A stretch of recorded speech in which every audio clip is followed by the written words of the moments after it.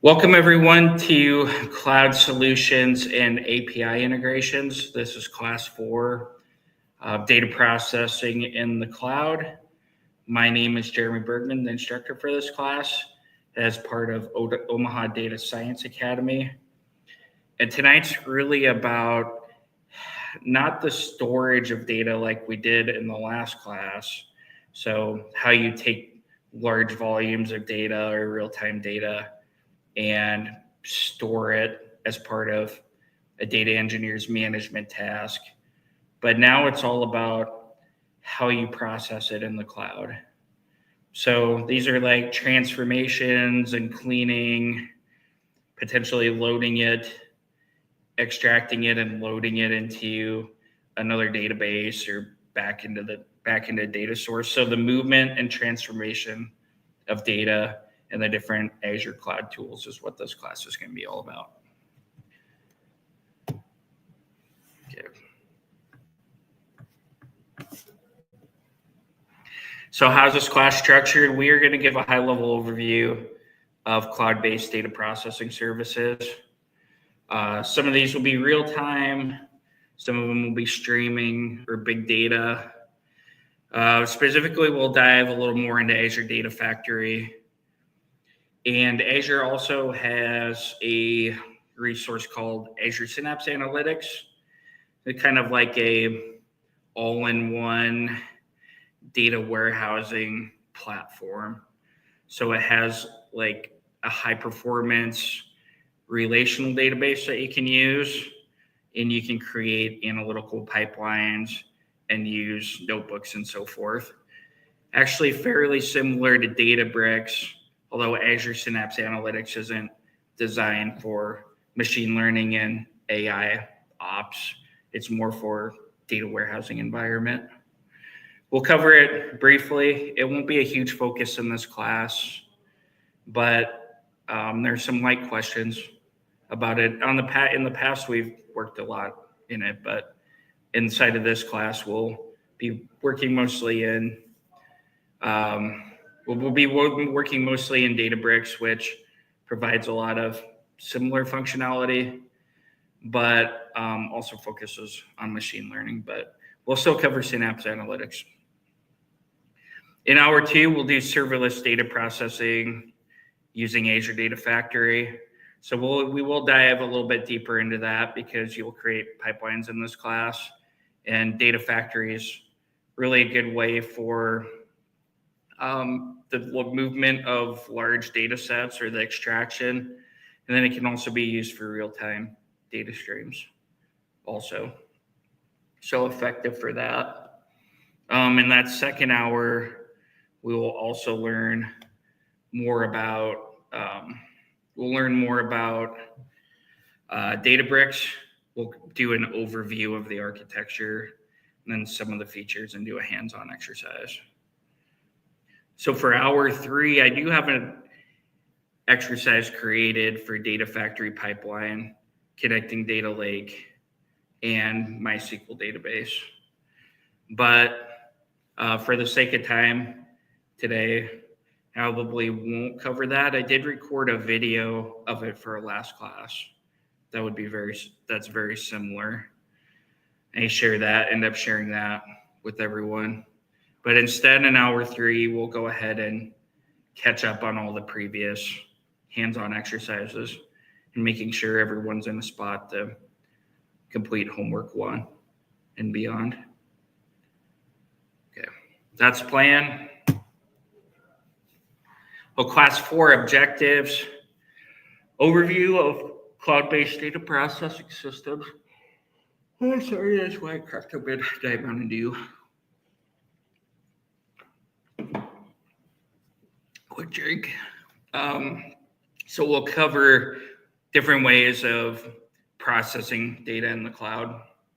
One of the most effective or big use cases of data in the cloud is either streaming analytics or big data processing. So in a typical environment, you may just not have enough hardware, computing power, or memory. Storage isn't really usually the issue, but definitely memory and processing power to be able to handle like rapid streams of data or huge near real-time data sets and being able to process that.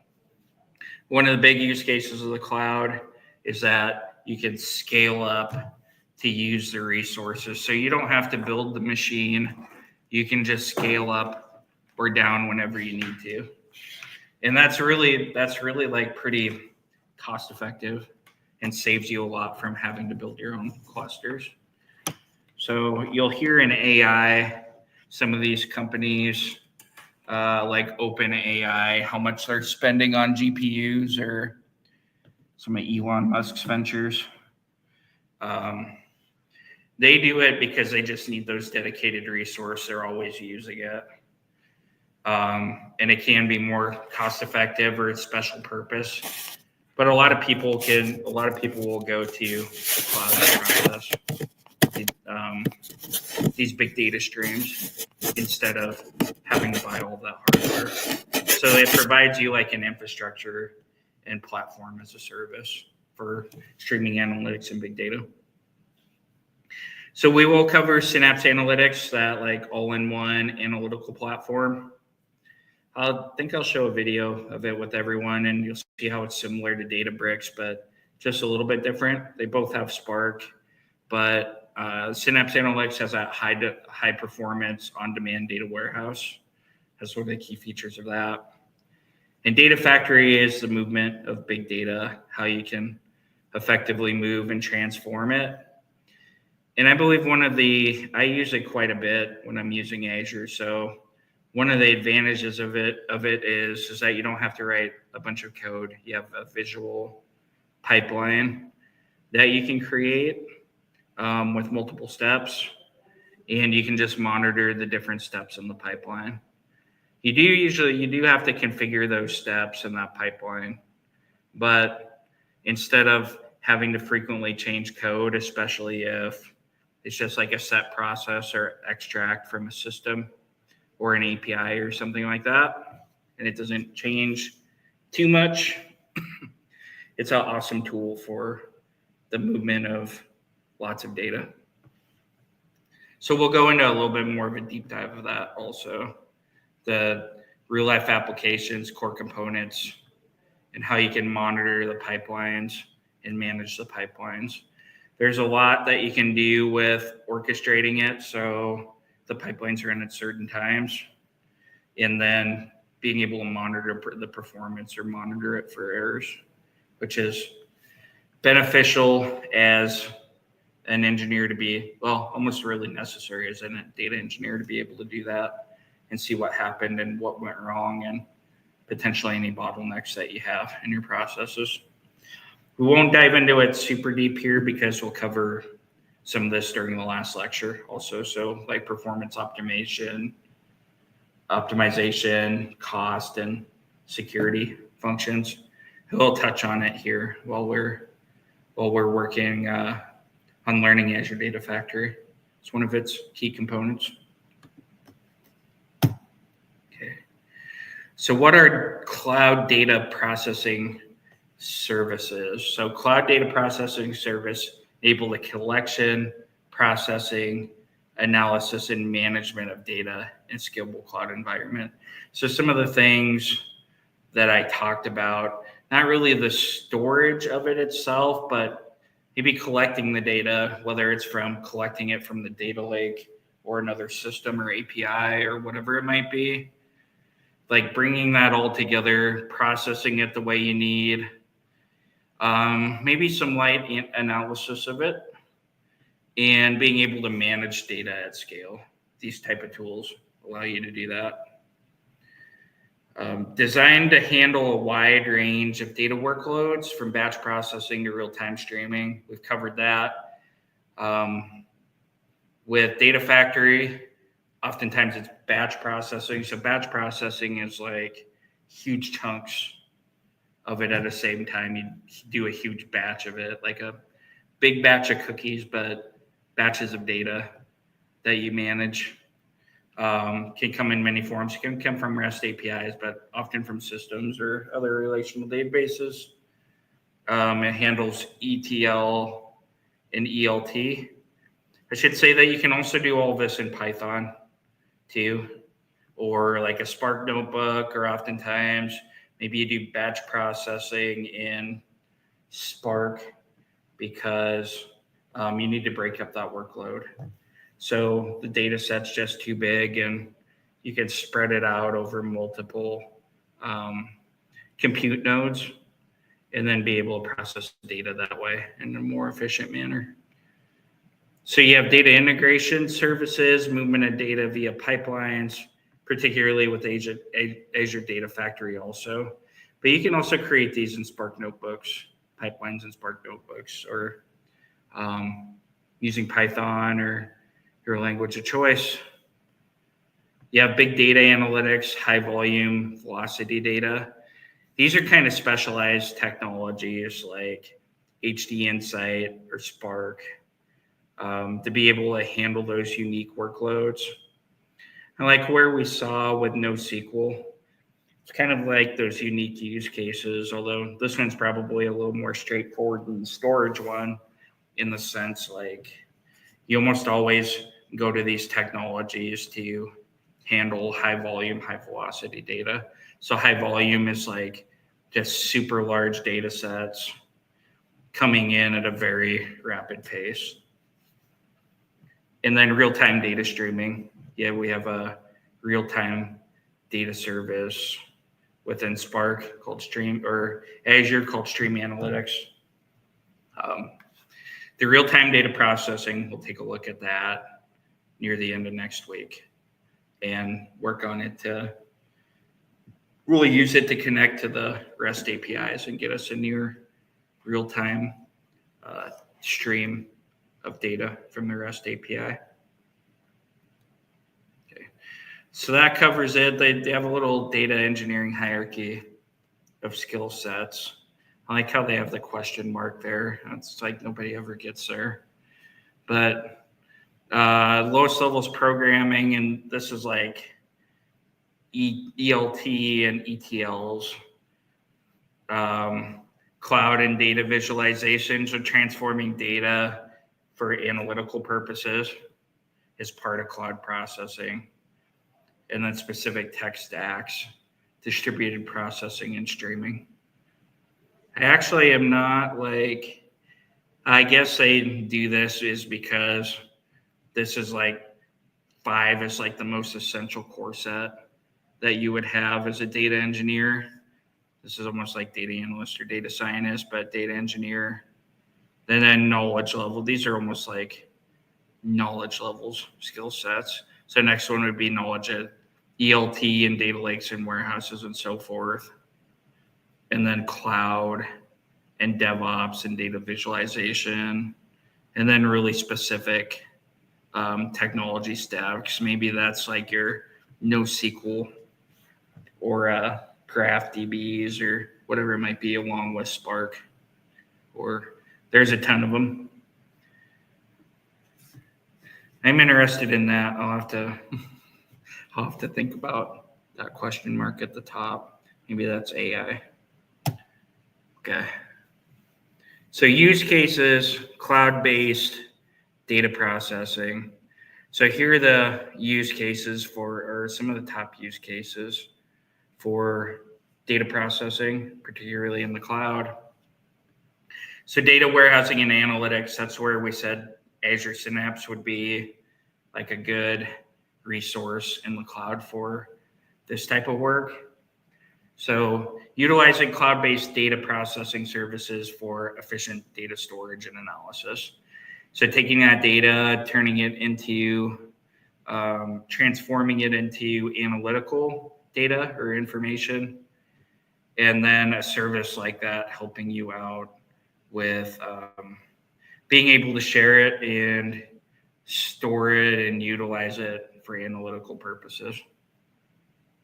One of the big ones also is log processing and analysis. This is one that I would say, if you're doing it near real time, this would be like a high volume, high velocity data set. So you could leverage the cloud to handle large volumes of log data and extract valuable insights. So traditionally, I've used log processing just on a batch, like an overnight batch basis, where you have just a large log and you load it into a data warehouse or some data store, and you can analyze it the next day. But now more and more businesses want to be able to see things in real time. That would be a use case for some of the real-time services, or almost batch streaming. Probably not streaming, probably like Spark or real-time or big data type processing for log processing if you wanted to see it near real time for velocity and volume. One of my favorite use cases just overall is genomic data. So employing cloud-based data processing for advanced analysis of genomic data, enabling breakthroughs in healthcare and research. So this is one of the things along with AI. The promise is genomes have if I say this wrong, feel free to correct me, but it's like a big strand literally has like millions of billions of DNA components. So being able to have the processing power to be able to analyze that.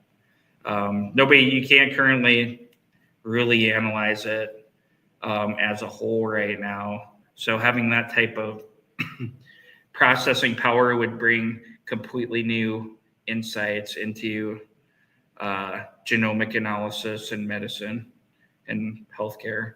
And then along with the promise of AI is picking up on new patterns and discoveries and detection and so forth. So if you were to ask me, one of the biggest promises of big data and AI would be right there is in healthcare, genomic data and analysis. We talked about real-time event processing, and I should say this is huge volumes of data. So being able to process huge volume of data is key, and to be able to generate those type of insights. Have real-time event processing.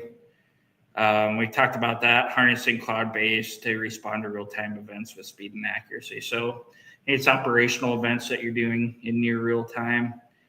A professional example is instead of $100 for the price of a part, so they're in manufacturing auto parts, and somebody accidentally entered into the system that the price was like $1.50 instead of being $150. So you could create a bunch of rules around these things to handle the exceptions, but you may not even be able to get it in real time before. And in that case, somebody had bought like 10 of them by the time anybody figured out is an issue. So like super proactive real-time event processing is something that companies are often interested in. And sometimes the only way to do that is having the type of processing power that you have in the cloud in any type of cost-effective manner. And then machine learning and AI applications like we're doing in this class. So using cloud-based data processing for training, deploying machine learning models, and driving innovations in AI applications. So in AI and machine learning, you're constantly updating and training the model. So it's not as much like traditional models where you might retrain a predictive model every week or every month or so forth. Like machine learning and AI is constantly adjusting to new data and information that's coming in. So having the resources to process that for machine learning and AI applications opens up a whole new class of predictive models or AI or machine learning type modeling that can pick up on new inputs in real time. Okay. So best practices in implementing some of this cloud data processing services is overall taking a look at cloud processing, understanding data processing requirements and choosing the most suitable service. So like I said, having all the tools that you need as an engineer, but making sure, knowing all the tools that are available and potentially how to use them, and then using the best tool is one of an engineer's best friends. So analyzing the specific data processing needs to select appropriate cloud-based service. Leveraging managed services to reduce operational overhead. So utilizing those features and minimize the operational burden and focus on data processing tasks. So one of the things I talked about before class is configuration. This configuration of servers or services and servers and so forth. And the first time you do it, you may not even get it quite right because your needs change, or you need to scale or whatever. One of the cloud does a ton of that for you. And some of them, like Databricks, will automatically scale for you based on the workload. One of the things that can't be underestimated is once you build something, like it's never like really done. Things are hardly ever done after you build them. So it's going to take like some operational focus, like someone continually like looking at that server to make sure like it's performing well or doing things correctly. I mean, to some degree you do that in the cloud, but even more so if you're managing it yourself. And then just choosing like the right service to take data processing off of people. So a lot of it's doing it at scale and automation and so forth. Right. So another one is implementing security best practices to protect sensitive data. That is a big part of a data engineer's job. I think we talked about it the first lecture, of making sure security is in place. And sensitive data, especially if you're in something like healthcare and HIPAA compliance or banking and all of their different regulations for customer privacy or transactional data. Making sure,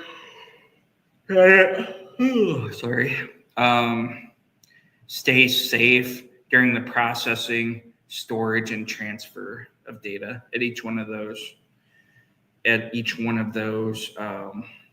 steps in the transferring of data. So if you think of data, oftentimes it's at rest, like in a data lake, but when you're doing it, it's actually starts to become in transit. So data is actually physically moving from one server to another or over one network or another, making sure it stays secure when all that's happening. Right, so optimizing cluster configurations for performance and cost efficiency. That one's a big deal, continuing to monitor that and tweak it for optimal performance and cost, the balance between the two.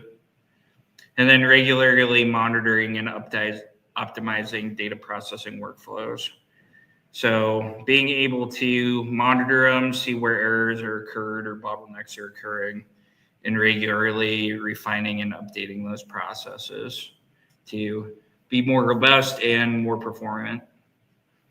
So a lot of what so in the final lecture, we're gonna cover these three parts: the security practices, optimization, and monitoring. We'll sprinkle a little bit of it in with these current lectures, but we'll make it a focus in lecture 7 or maybe lecture 8 that we have. It might be lecture 8 along with the final, that we'll focus on security practices, optimization, and monitoring in depth within Azure, and along with the Key Vault that we're talking about and role-based security and so forth. Okay. So now we're going to start talking about, or we're going to cover some specific data processing services in Azure and go into a little bit more depth. So Azure Stream Analytics, it's a real-time event processing service. enabling ingestion, process, and analysis of streaming data in real time. So this is what we will use as part of our final project to connect to the API, the Live Coin Watch API, and we'll get new crypto quotes for cryptocurrency as they appear or arrive, or nearly after they appear and arrive. So how this works is that you have an event producer like that API, or maybe it's a system of logs.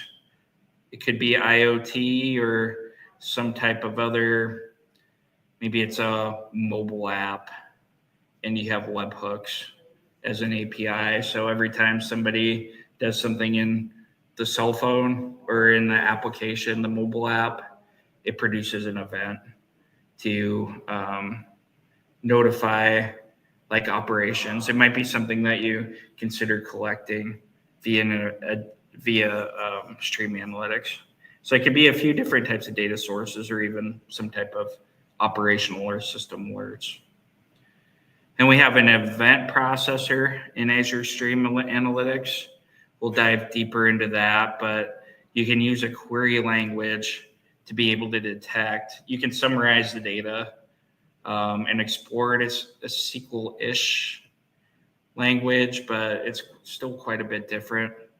But you can do things like find anomalies and patterns and aggregate data and so forth, made especially for like high frequency data, high volume, high velocity data, but to be able to process it in like some type of, not SQL, but being able to manipulate data in like a high velocity environment.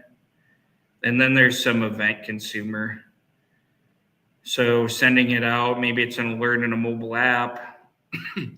Maybe it's integrating it into somebody's workflow, sending an email alert, storing it in a database for analytical purposes. Likely what we'll do in this class is store it for analytical purposes. Well, what we will do is store it for analytical purposes and visualize it in dashboard. Visualize the model on Power BI dashboard. All right, I'm gonna keep shaking that off. Okay.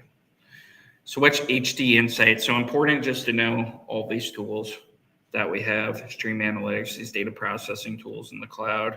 I think maybe we have a video here. Let me double check. I didn't hit the down button on that and then realized. Let's see if we have a video here. I don't see it at the moment. I'll try to give everyone that video link. But the idea, like I was saying, is knowing all the tools and data processing services that are available to you for different purposes. So what is HD Insight? So HD Insight, if you think of it like Cosmos DB, it's like a suite of big data processing technologies that help accelerate and manage applications that process large volumes of data. So applications can be all the things that we talked about on the other side. It could be somebody's workflow or mobile app or email or a database, and then it is fed into Power BI or some dashboard or even a AI or machine learning model that you consider an application. Any of those that process large volumes of data. So like Cosmos DB, it's a big suite of those type of technologies. So what it includes is, if you've heard of Hadoop, Hadoop's an open source Apache technology for batch processing using the Hadoop ecosystem. So I've never really used Hadoop too much myself, but it's big in large data. So I think of it a lot like Spark, is that you can do a distributed workload. And I know that it has a facility to be able to process or summarize data, real-time data in like real time, kind of like we saw with stream analytics, but Hadoop has its own, I'm gonna call it MapReduce, is that it just maps that data to exactly what you need. It takes out the real-time data and maps and summarizes to exactly what you need to process, which makes being able to get the insights that you need in real time easier. So Spark, if that's familiar, we use Spark within Databricks. So it's for in-memory processing, ideal for machine learning and data science applications. It also has distributed compute itself. So in the past, I've used Spark to process for batch processing also. So it can do that. It can do the same thing. But for a lot of these, like the advantage is if you have a new cluster that we set up, you can put it directly in memory instead of having a laptop that constantly has to read and write from a hard drive to computer memory. You can just all put it there and process models much faster or process your data much faster, assuming that you have enough memory to be able to hold the data. And then you can do it in a variety of ways. It's a tool for an engineer. Kafka is for real-time streaming capabilities. Haven't used it myself, but it rivals stream analytics. HBase, this is NoSQL data services for large-scale, low-latency applications. And then Hive is like a programming language for interactive querying of these big data sets or streaming data sets. So one of the challenges is being able to process it in real time as it comes in. Having like a querying language that allows you to do that more effectively is big, because there's only so much that a relational database can process in real time. So think of these as tools that if you don't have the ability to be able to process it in real time using Python or a relational database, you just don't have the memory or the processing power to do it. These are like specialized tools that you're able to do that with as data engineer. The advantage of it is a lot of the same things is that you've seen, is that Azure has fully managed services. We know what that means. They manage all of it in the cloud. Administrative burden on these and configuring these can't be understated. Open support for open source frameworks. I always think that's kind of hit and miss with open source. Some open source support is better than others. It depends on the community around it, but Apache, these are all part of like Apache open source, and Apache has a huge community, whether it's web servers or data processing.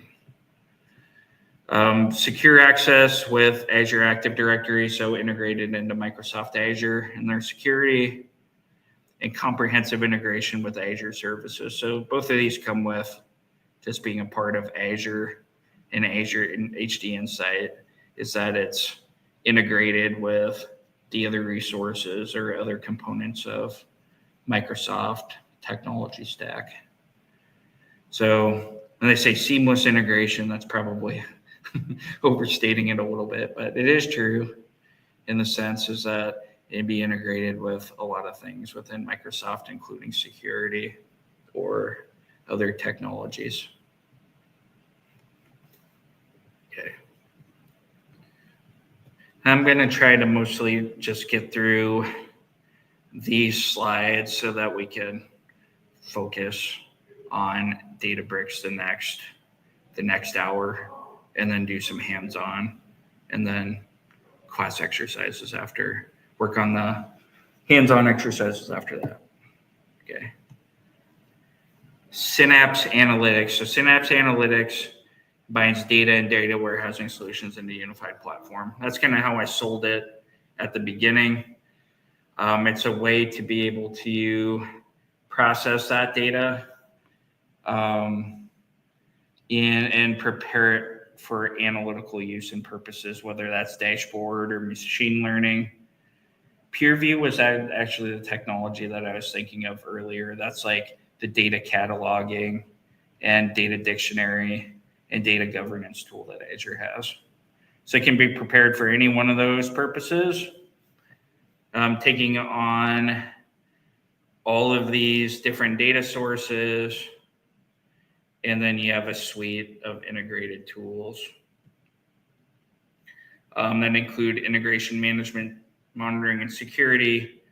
And you have your real-time SQL, on-demand SQL database, Apache Spark, and Data Explorer is used to explore large volumes of data and real-time data, all on top of Data Lake Gen Storage data. The features is it's all integrated analytics, big data and big data warehousing in SQL, including a SQL service, on-demand query processing with combination of Data Explorer. And you also have, what it doesn't list here is Data Factory is also a part of Azure Synapse Data Lake or Analytics. So you can create data pipelines in this to ingest, explore, prepare, manage, and serve data. On-demand query processing. So you can do it near real time with combination of streaming data and Data Explorer and putting it in the data warehouse. It'll be available in the data warehouse in near real time. Integrated with Apache Spark for big data processing and developer tools within your notebooks. It doesn't have that in here either, but you have Python and Scala and SQL notebooks, and you can integrate it with Git or GitHub for version control.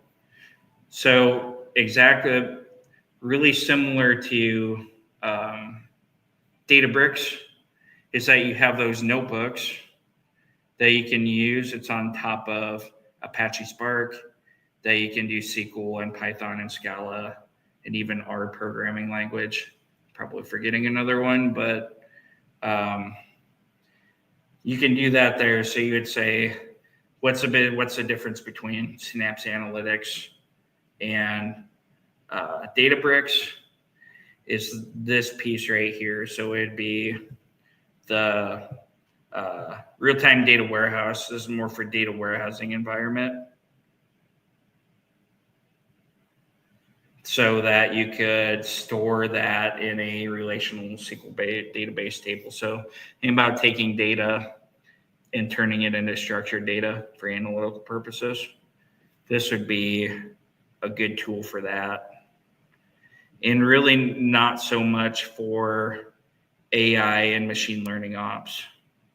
So you can transform the data and use Azure machine learning, but Databricks is the kind of like the all-inclusive collaborative environment like Synapse Analytics is for building AI and machine learning models.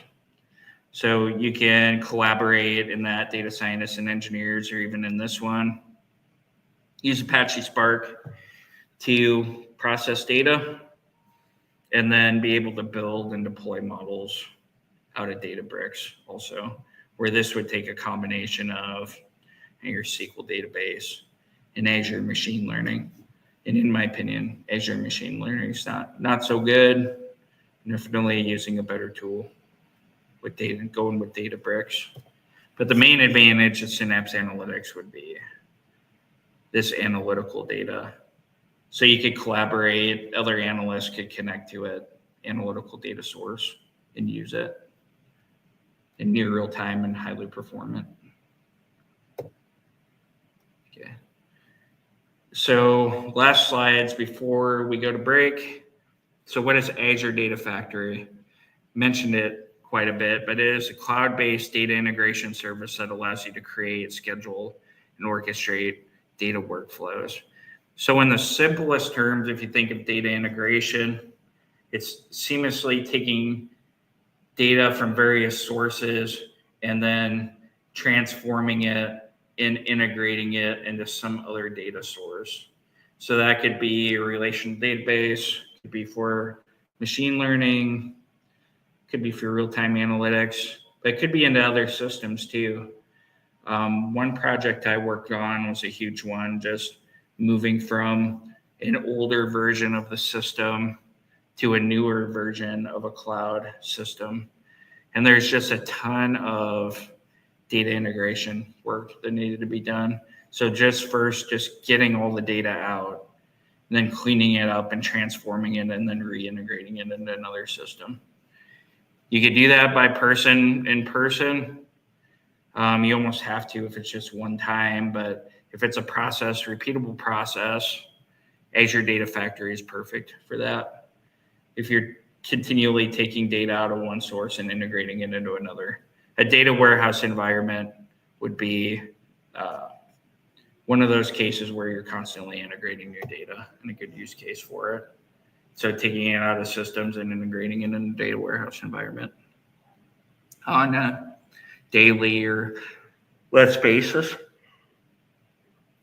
So Azure Data Factory, you can build workflows in here to move, transform, and map data. So you can extract it from systems, transform the data, and load it into some target system or database.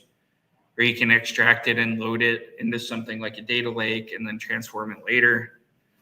From various solutions, you can do that from various solutions within Microsoft Azure and externally. So what we mean by that is Microsoft Azure, other data services or databases, or external systems or APIs or external data sources that are outside of your organization. Well, not necessarily outside of your organization, but outside of the Microsoft Azure platform. So Azure Data Factory provides a visual interface where you can drag and drop elements to create and manage data integration pipelines. So as we go to break, I'll give everyone a video to watch on Data Factory, and you'll see a little bit more of how this works. And then it supports numerous built-in connectors that enable integration, like SQL database, connected to Cosmos DB, SAP or Salesforce systems, and then databases like Oracle and SQL Server. So this might be one of the more powerful points, is those integrations, so that you don't have to build all of your own custom integrations to connect systems to systems. You have a number of built-in ones already that potentially will do the job and connect. They also tend to be less error-prone and a lot less maintenance on your part. But sometimes you still have to build your own integrations, especially if it's a system, like an old system or something that Azure just doesn't have a integration built-in connector for it. Maybe you have to create your own. But it also gives you some facilities to use Data Factory steps and build your own custom integrations if you need. So you can build your own custom REST API integrations, which is part of what we'll do in this class. And so you won't have one to live CoinWatch API directly, but it will give you a REST API connector where you can enter in information and your API key and so forth and connect to it and automatically do it instead of having to write code. So it's going from start to bottom, what you think of what Azure Data Factory does. These are like key features, or start top to bottom or bottom to top. So data integration, like we talked about, data orchestration. So you can have complex workflows that have multiple steps and steps that depend on others. That's not uncommon at all. Maybe you have to process some data before you can even process another data set. You can orchestrate that in a workflow. Data movement. One of the biggest things is moving big batches of data between on-premise and cloud environments.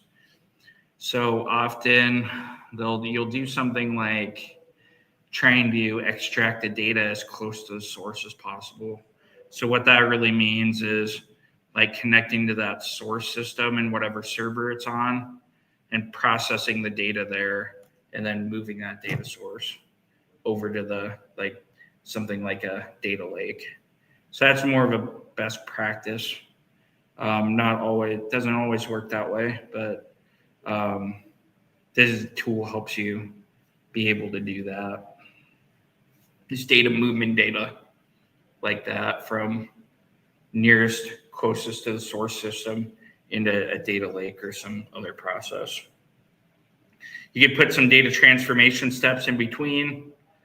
Some of them are a little bit limited in what you can do in Data Factory. You can use Power BI actually to do some data transformations. And you can write some code also, so you can do custom code. I like it more when you don't have to write, whenever it's simple, when you don't have to write code. I think that's where Data Factory works the best. And then monitoring and managing. So that's one of the best things is like you don't have to create all your own alerts or tools. Oftentimes, you can just automatically do them with Azure. So you can set alerts or set certain conditions to alert you if they occur within the data or maybe the processing's taking too long or so forth. Being able to do that and monitoring and managing it. So the biggest one, one of the biggest is just being able to automate your workflows through a graphical interface. And then things like being able to just move large data sets and being able to orchestrate data in a very visual manner. And hopefully, potentially low maintenance manner, and then be able to monitor it. Okay, all key parts of data engineer's job. Everybody who uses data is highly dependent on these things working almost sometimes seamlessly to be able to do their job functions. So they count on you to be able to do these this type of data engineer work. Okay, so real life applications, ETL processes, you do that. Extract, transform, and load data. Oftentimes you might put that in a data lake, use it for data warehousing, like that centralized storage for structured analytical data. You could use it for big data processing. You can put the stream analytics or real-time analytics into this, like or big data like Hadoop process or Apache. And then IoT data ingestion, setting up those processes to bring in Internet of Things data that's constantly coming in through sensors and that type of streaming data. I still think it's best for large ETL processes and data warehousing, but you can make these part of your Azure data workflows also. So if you use these tools, they can become part of the process, and then you could use those services within there. Probably not processing it with the Azure Data Factory itself, streaming data, but connecting to the services that allow you to do that as part of the process. Okay, core components, and there is a video that goes along with that. And this is the one I'll share with everyone during break. It's that it's called data stores. So repositories that hold data used by Azure Factory. This would be your Gen 2 data lake or a database or so forth. You define the data stores within Azure Data Factory. And you'll see this in action during the video. You have linked services that connects to one of these data stores or external data sources.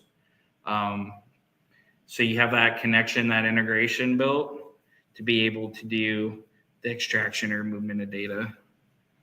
Then you'll define a data set. So you'll create what's called a data set out of the link service and data store It's like usually tabular data set, but it doesn't always have to be. It could be JSON or something else, non-semi-structured data.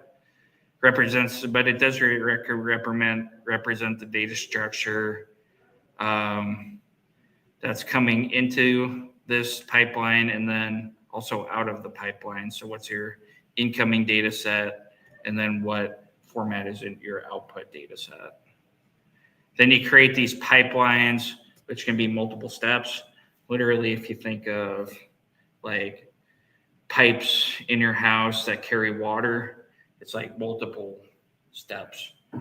Maybe it's not the best example, but kind of in the sense, and then data flows through the pipelines. These pipelines will have multiple processes or functions inside of each one of them. And then you can chain those all together from input to output. Activities, so you can define a number of activities to be performed on the data. Those are the actions that you can do inside the pipelines. Your triggers are things that start your pipeline or trigger your pipeline, those type of tasks that define the actions before performed on the data. Some sort of conditions or thresholds, or maybe just set it for a time of day. You can set triggers that way. And then alerts to create, and you can proactively monitor your data pipelines through the alerts and notifications that you create. So really powerful, kind of if you do ETL and ELT as a data engineer, and probably your number one tool for doing that type of work. And you have all the tools there that you need. Okay. So I'm going to do one more slide, and that's going to just talk about everything in Azure, data processing in the cloud. So the last component is efficient monitoring and management. You have a comprehensive monitoring tools, be able to track performance. You can manage workflows. You can leverage different dashboards, performance dashboards, where you can create some of your own little widgets to monitor certain things, to be able to manage them correctly. Like you could create a little widget on how long the job's been taking. And then alert triggering capabilities. You can create these rules that hit certain thresholds or rules that promptly address any issues. So say it's like that price example that I said. Maybe you see a price that's way too low for a certain type of item. You put it in as a trigger and have it automatically alert you, and not even put it in the system until you have that issue resolved or it fixed or somebody looked at it. So it wouldn't even go to the website, like an e-commerce website, for someone to buy 10 of them. You would be able to manage that in real time. So this gives you a couple of examples of what this looks like. You'll also see it in the video. You can see all your pipeline runs, when they start, when they end, how they were triggered. Somewhere like a 12-hour trigger. You can define your triggers like when they happen time of day or by some event, and whether it's ran, it failed or succeeded. And then you could click on each one of these for more details about the error. It's like a programming language. It'll give you some type of error that occurred. And then you can set up these alerts and metrics within Data Factory. So new alerts and so forth. So that's a mouthful here. Covered it really fast, but recapped everything about cloud-based data processing in Azure Data Factory. So along with the video, you get a little bit deeper dive into how it works. And then I have a hands-on exercise that we probably aren't going to be able to cover tonight, but we'll cover it soon because we'll use it as part of your homework assignment. But we'll dive deeper into Azure Data Factory for processing and probably create simple pipeline to be able to move some data. We will do it for the real-time data as part of the real-time data also, and create that type of Data Factory pipeline, be able to handle it. Just a simple pipeline, but You can create very complex and orchestrated data pipelines in this type of tool. Oh, I believe one of the more powerful tools within Azure, the Azure Data Suite. Okay, so that's it for data processing and some of the specific tools in Azure and then Azure Data Factory. I'm going to give everyone a link to this video. I'll give everyone a 15-minute break because I think that we'll be able to cover the overview of Databricks and get our hands on it pretty fast. So I'll give everyone 15 minutes, and in the meantime, I'll give you this link to this demonstration. And I can't find the link in there either. Oh no, wait, data engineer. Hope those don't have the right links in it though. So during break, take a 15-minute break. We'll come back at 7:40, and I'll have these links for you to review, and then you can watch them during break if you'd like. Grab something to eat. Get heavy on the caffeination or coffee. Probably what I'll do. Take a little walk, and see you back here at 7:40. See you then. And I'll put these links in, 2 links in here in the meantime, into Slack. See you then.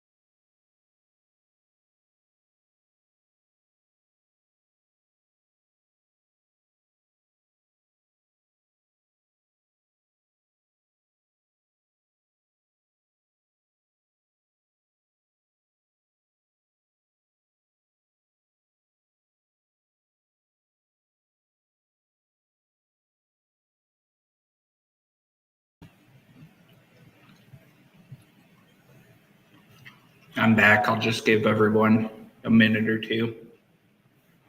They're watching those videos.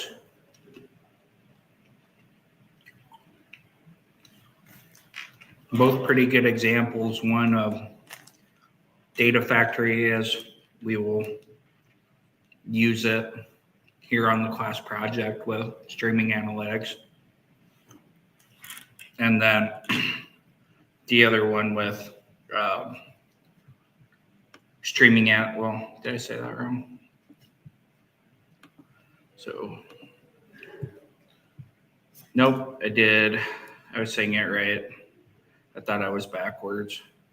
So both stream analytics examples, but one is using it within Azure Data Factory. It's an IoT Hub example. We'll connect to REST API, but we need an example of connecting to hardware, be able to get sensor data to produce it in real time. It's kind of neat. Back in the day when I worked somewhere, that was sort of like their Power BI demo, is that they connected, God, it's been a while now, about 10 years, but they connected to an IoT data source. I'd have to think of what it was, but they were able to display it in real time in Power BI using IoT Hub and Stream Analytics, which is pretty neat. So it made Power BI like a real-time application. And then just one about how to analyze real-time data with Azure Stream Analytics, just more about it from Microsoft. That one's a shorter video. I said I like listening to them in 1.5 speed. Both of them a little bit slow talkers, but get through them really fast. Okay. Let's go ahead and knock this one out. It'll be a quick overview with Databricks. So go ahead and, yep, we're sharing screen. Okay. Good to go. Almost good to go.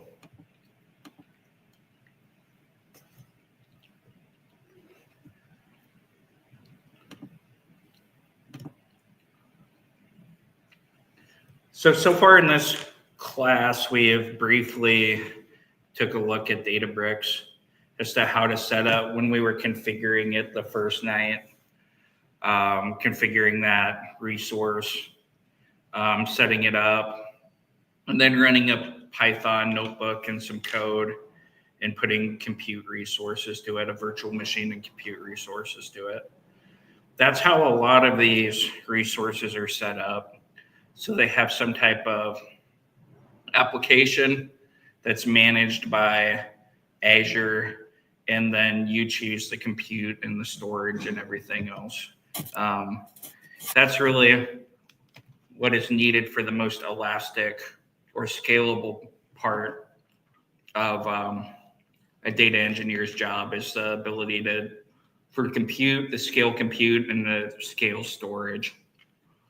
Sometimes it's in the configuration. Also, if you're running your own servers, but typically Microsoft Azure handles a lot of that, and there's not a ton of configuration to scale up and down on these resources. But this walkthrough is going to, like I was saying, we set up Databricks in the first class. We've used it slightly and set up resource there and compute and everything. How we're going to take a closer look at it and its different components and architecture to gain a better understanding of it. And should help with the completion of homework 1 also. Okay. So first, just looking at it from a big picture, what Databricks is it's like that shared platform for machine learning and analytics that data scientists, data engineers, and even analysts could use. So within Databricks, you have your workspace. It looks very similar to what we saw with Synapse Analytics. Your workspace, where you can create groups and working areas with like different notebooks or different data sources. You have your workflows, very similar to creating pipelines, data pipelines. You have your runtime, which is what runs the Databricks software. And then you have serverless, like you did with the serverless SQL Server. And you're in and out your I/O for batch streaming and processing. It uses its own security. You can use your own security, but typically it's used within Azure with Azure type security rules. But it's connected to things like your blob storage, data lake. Can be connected to your SQL data warehouse and Synapse Analytics or HD Insight technologies. And these are fed into applications really like deep learning, machine learning and AI, other streaming services. For data warehousing purposes, probably more like real-time data warehousing. Power BI for those real-time dashboards that I was just briefly mentioning, and then many other applications I could use. Real-time or analytical data or machine learning or AI data and integrating that into their workflows. So capable of creating analytical data, you could even create it here and put it in a SQL data warehouse, but typically used for machine learning ops and real-time processing and visualized in Power BI because of its features and additionally integration with Apache Spark. But that's a Databricks architecture overall. You have a people collaborative environment. You have the infrastructure as a service and then platform as a service at Databricks. You integrate it with these applications, and then it's highly integrated into a uniform platform within Microsoft. Very similar. It even looks kind of like your typical end-to-end machine learning operations platform from source to processing all the way out to your target application. All right. Said it was a collaborative workspace for data teams. So you can collaborate among roles like data engineers, scientists, and analysts. You have shared goals and objectives. You can create workspaces like different business lines or different types of business users, and then be able to share the goals and objectives and some of those resources so you can focus on common project outcomes. It's an interactive environment, facilitates real-time communication and feedback. It's like what a lot of these analytical platforms promises, like real-time collaboration between your different teams. And some platforms are better at doing it than others. I would say that Databricks is becoming one of the standards within big organizations as far as these big data collaborative and data science and data engineering and platforms, cloud platforms. You have tools that help you enhance productivity and be able to share knowledge. So you can share your knowledge into work groups, your workbooks, your data sets, and then you could even share it out to like other business users or other consumers of the data through things like Power BI or Tableau, or maybe it's to development teams or analysts or people doing other types of analysis. All right. So there are two parts of Databricks. So mentioning at the beginning, oftentimes there's a platform as a service. There's what's controlled and managed by the cloud provider, in this case Azure, and then there are the types of things that you can control about Databricks. So the things that they control through the platform, they call it the Databricks control plane. They use that terminology in the DP 203 exam. And then the data plane is what you can control. And I have an illustration here of the control plane, what the platform as a service actually controls for you, and then what you control or manage as a customer. All right. So the control plane is exactly that. It's managed by Azure and Databricks for orchestration and management. So what that means is that it's managed by them for optimal, well, just repeating the same thing, optimal orchestration and management. So they're built in. One of the features of Databricks is that when you run something like a Spark job, it will look at your data set and it'll try to streamline the data processing and then do that over multiple nodes or clusters, depending on what they think is best. So you could do things like specify how many parallel processes that you want for a job, but it'll try to do that for you. It'll also try to orchestrate some of your jobs. So if you create different jobs, it'll try to make the best use of the resources possible. So yeah, it does those orchestration features that streamline data processing workflows. So like this, you can schedule different workflows within Databricks, like you do inside the data factory, but it tries to intelligently help manage some of those. Management capabilities enables users to efficiently allocate resource and monitor performance. So I think that's a lot of orchestration and management of these jobs. It actually helps save some of the user, hopefully saves the users of the platform some money and allocate those resources. Well, save money by allocating those resources and the performance that's needed, the trade-off between the two. Then you have a user-friendly interface. So pretty straightforward interface, more or less. I'll bring it up here in the portal. Go to portal.azure.com.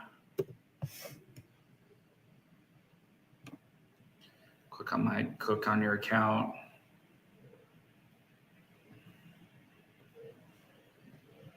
Go home. I'm just going to jump into I always go to my resource group first, just so we get in the habit of it. So you have resource group. You have your ODSA data engineering with your initials. And then you have Databricks. When they say like a simple UI, it's probably relatively simple to other platforms. If you were to use Azure machine learning platform, it's definitely easier than that. Like you have your workspaces that you can create for your different groups. You can have users within your different workspaces. You can create folders, notebooks, files within workspaces. Demo flow experiment, we'll learn about that in machine learning, but in the machine learning. But an ML flow experiment is how you start to create machine learning models. You run an experiment and then you train your models doing that. You can have your favorites. You can have GitHub repositories and so forth. You can see all of your resets.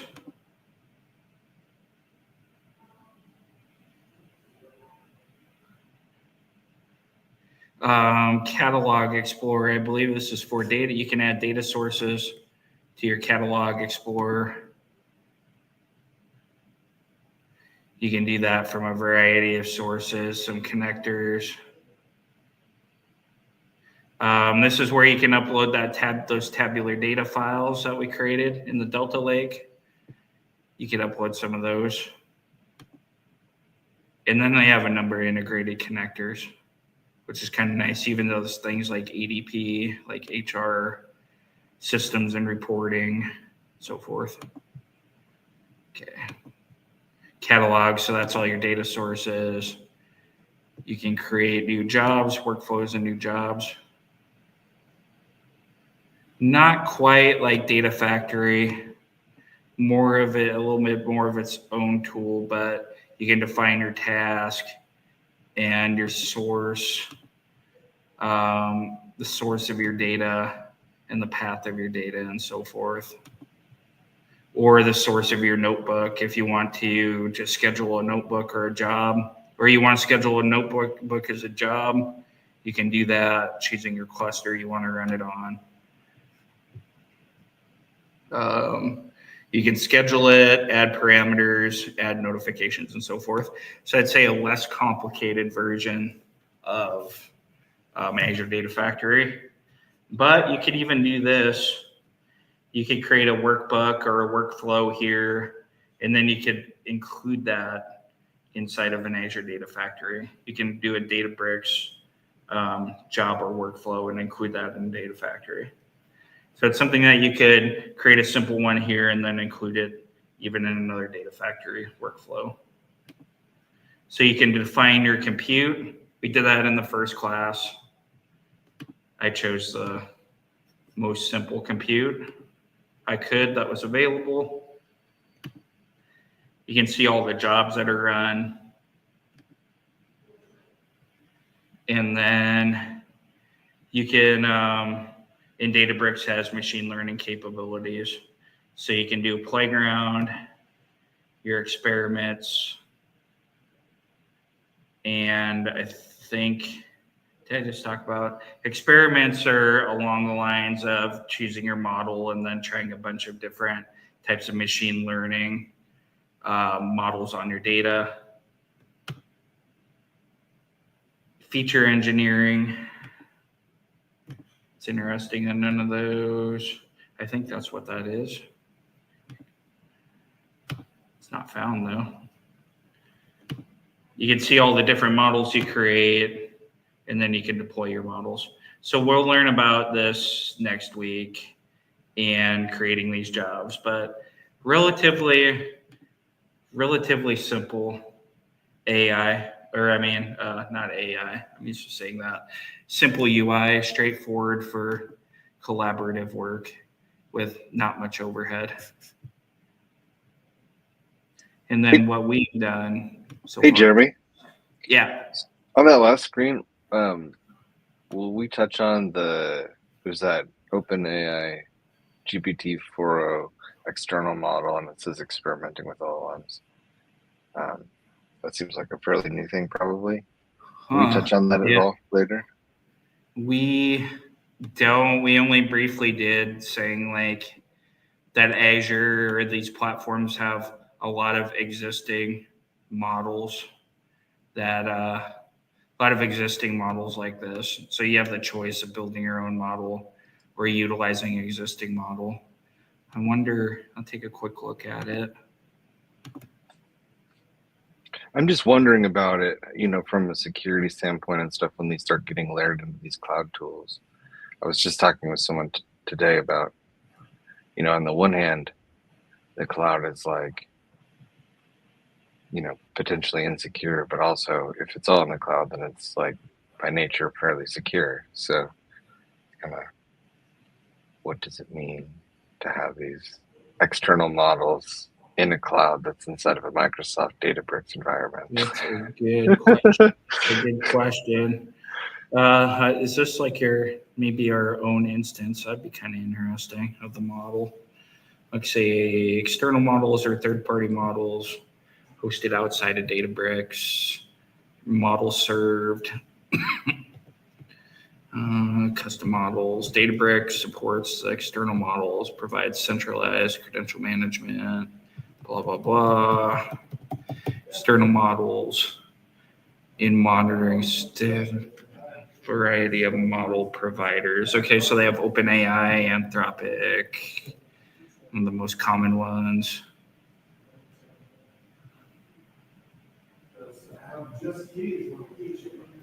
This dude has been loud all night.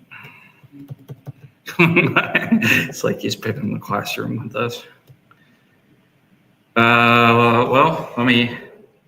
I'm interested in it too, so let me just ask Claude real quick. Let's just ask how we would use it. It's not clear from that documentation's like technical documentation. Couldn't tell from it. What happens if I just hit configure? Can do an endpoint, serve an endpoint. So I wonder if it's a copy of the model.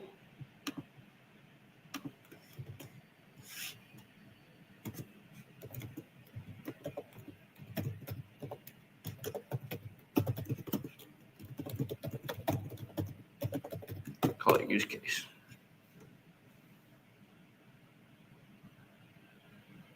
Multimodal model. Neat. Create some specific capabilities and advantages. Let's see what it has to tell us.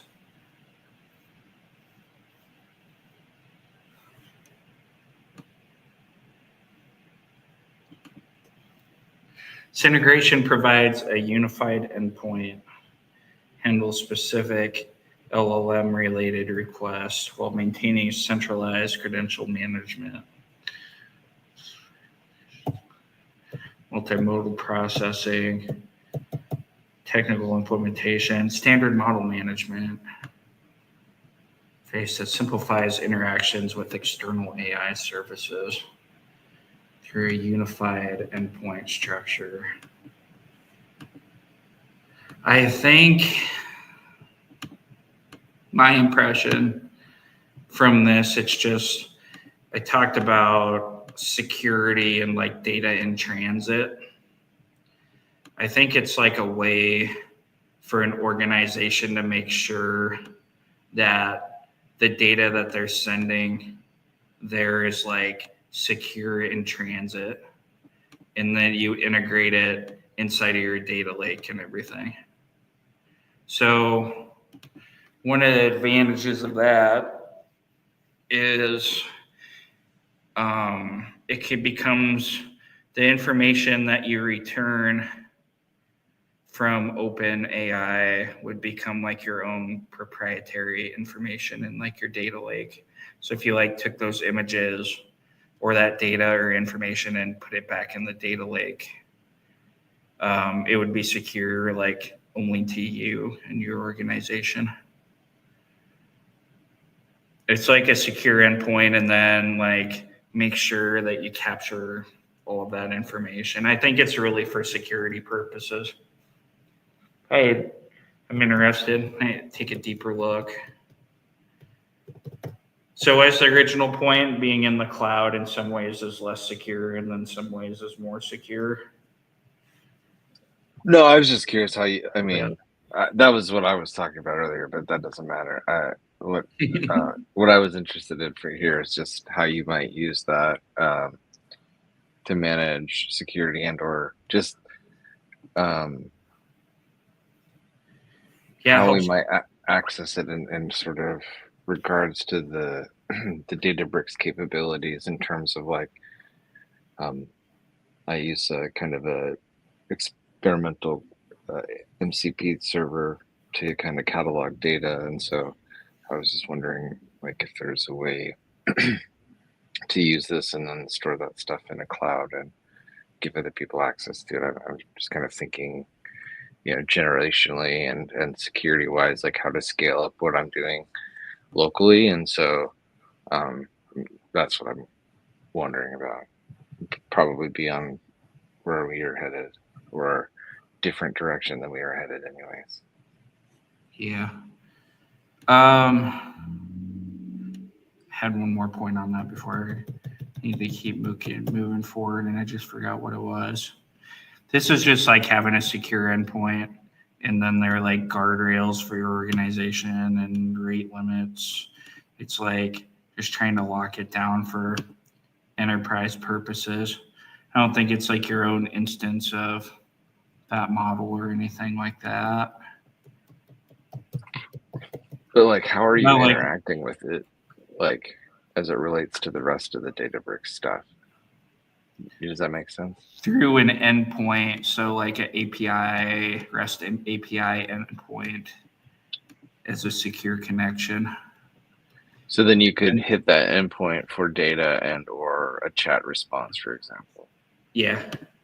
Okay, thank you. Yeah, one of the things I didn't mention in the class, and it'd be kind of fun to do this instead of using Box. I just use Box because it's just like comprehensive of all the methods, and then you could see it as you like do certain operations. But OpenAI or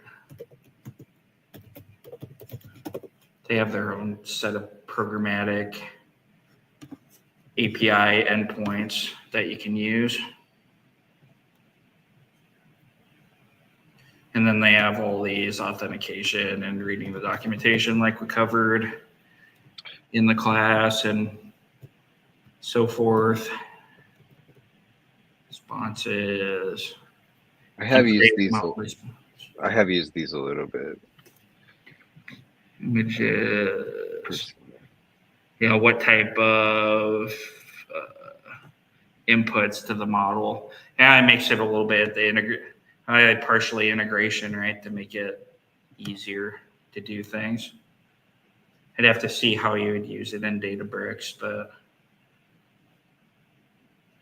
maybe it's a library. I'm not totally sure. Let's see, how would I use this in Databricks? Oh, it says you can create an external model endpoint model endpoints in Azure Databricks that serve OpenAI models using MLflow deployments SDK. Query the GPT model through a standard interface. Okay, yeah. So it says you create it using MLflow like you do machine learning models. And then you would deploy it as like a REST endpoint to other systems or applications, and then they would enter it into like the end user would like enter whatever text, and then your middleware or integration API that you set up, that you deployed and set up to do certain things. I think it's just like guardrails mostly. It's just like enterprise security and guardrails for it instead of like using the API directly. But I have So like that's my as 5 minute as a silly example, cram session and impression of it. like if we use like a MailChimp like example space, right? Yeah. And like you write a form letter and it has like, you know, a person's name and then like some information about a person. And you imagine that information actually lives also in a CRM. And like you want to be able to grab the data and then also craft the letter. You want the GPT to do the crafting of the letter contextually, but you want it to pull the information from the CRM. It's like, is that what this is facilitating? Yeah, you could create that type of integration.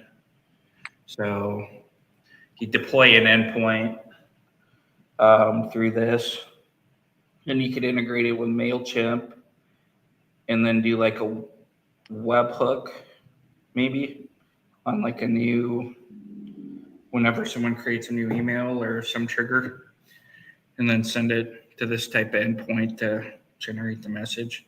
Maybe you pass it some information or something like that. Okay. It's like creating your own custom, almost like creating your own custom endpoints too. That could be some value off of that. But you could do that with applications. I guess it just gives you a facility to do it within Azure. And in theory, more secure. It's probably like it's that like complaint that corporations have about their sensitive or like proprietary information. Like, where's that going when you send it to ChatGPT? Things like that. Or like people entering wrong things or getting into the wrong hands or whatever. It creates like almost a tunnel you could create. Or you could wrap rules around it to only send certain information or only use it for certain purposes. You could write all of those, but I guess this gives you a way to do it in Databricks and deploy it. It's like a microservice. Long explanation, but hopefully that kind of also helps some people visualize how you'd put this in those type of workflows, these integrations that you create in Azure. When we deploy a model, it'll actually be the same thing, except we're creating the model, machine learning model, and then we deploy it through REST API service. All right, I'm gonna buzz through this. I do like the discussion though. Okay, so it's talking about the control pane, the things that it manages. Yes, talking about that. Let's see. Oh yeah, and then okay, user-friendly interface. So I took everyone through the interface. Okay. So the data plane in Azure, this is almost exclusively the part that you manage is the compute resource that executes jobs. That's almost all you have to manage within it. You also manage your data sets and everything like we saw. You connect a data set and it brings it into, like you could potentially mount your, you can either use an integration or like we do in code, we mount a Gen2 storage folder within Databricks into the Databricks file system. And that's how we connect to the data lake through our code. So those are the two things that you manage: the data set, the data sets, and then your data processing and Spark cluster, like we set up in the first class. So generally you deploy this within your own virtual network. So that's just for our purposes, just our Azure portal. Contains the compute clusters that you select for your Spark job. So we did that as part of the first exercise. Typically consists of two.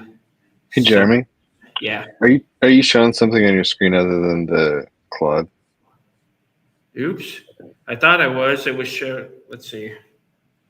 It's showing it here, understanding Databricks and the data plane in Azure. It's showing it in my window, but let me reshare my screen. Awesome. Thanks for the heads up.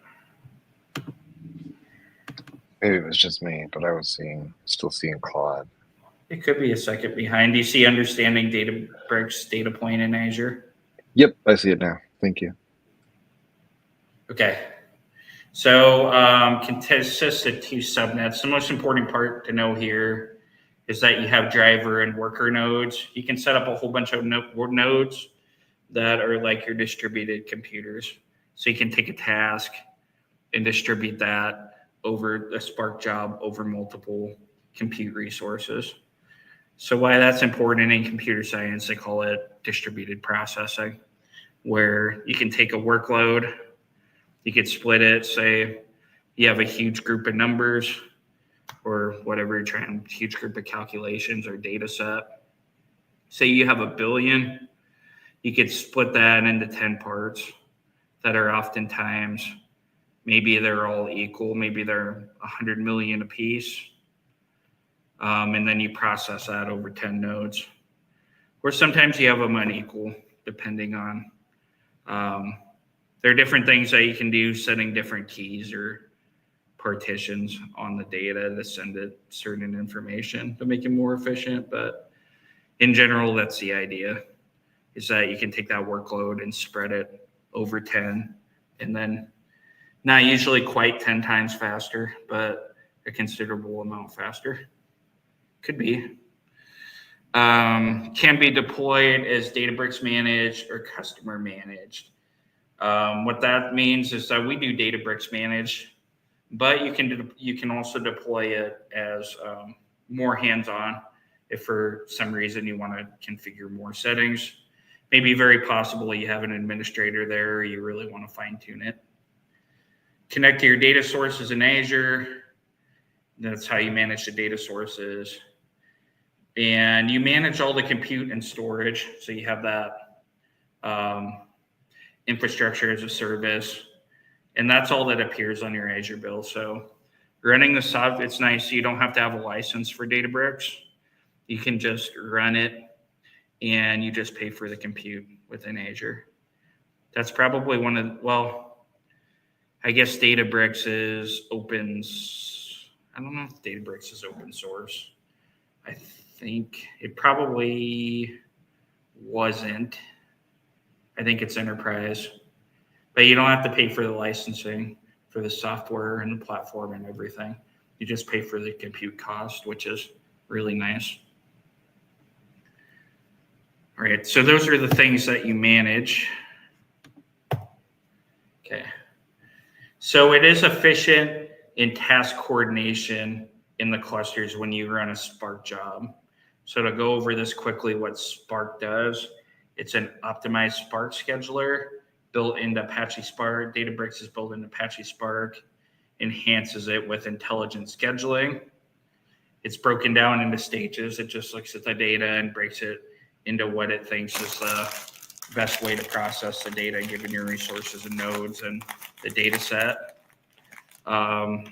Speculative execution. I'm just going to read through this. Task pipeline and parallelism is tasks can be run in parallel when there are no dependencies.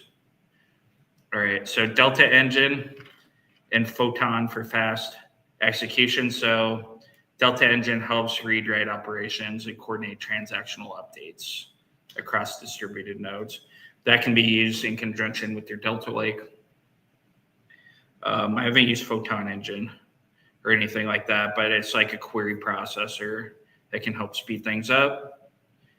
Efficient cluster communication. So I don't get into the weeds of that about distributed computing or anything, but it helps communicate that distributed workload across all the nodes to make it more efficient. Auto scaling and resource aware scheduling. So if you give it compute resources, or you give it some options where you can scale up or down, it'll try to select the most intelligent memory, location, load, and processor for the job. So you can actually define more than one cluster, and then it'll help you do that. Choose the most efficient cluster. Fine-grained monitoring and retry logic. You can see how the jobs run through your Spark UI or your Databricks jobs dashboards. You can set them to automatically retry and optimize for collaborative development. We talked about that, notebooks, repositories, jobs, and pipelines. And so seamless transition from development to production with orchestration tools.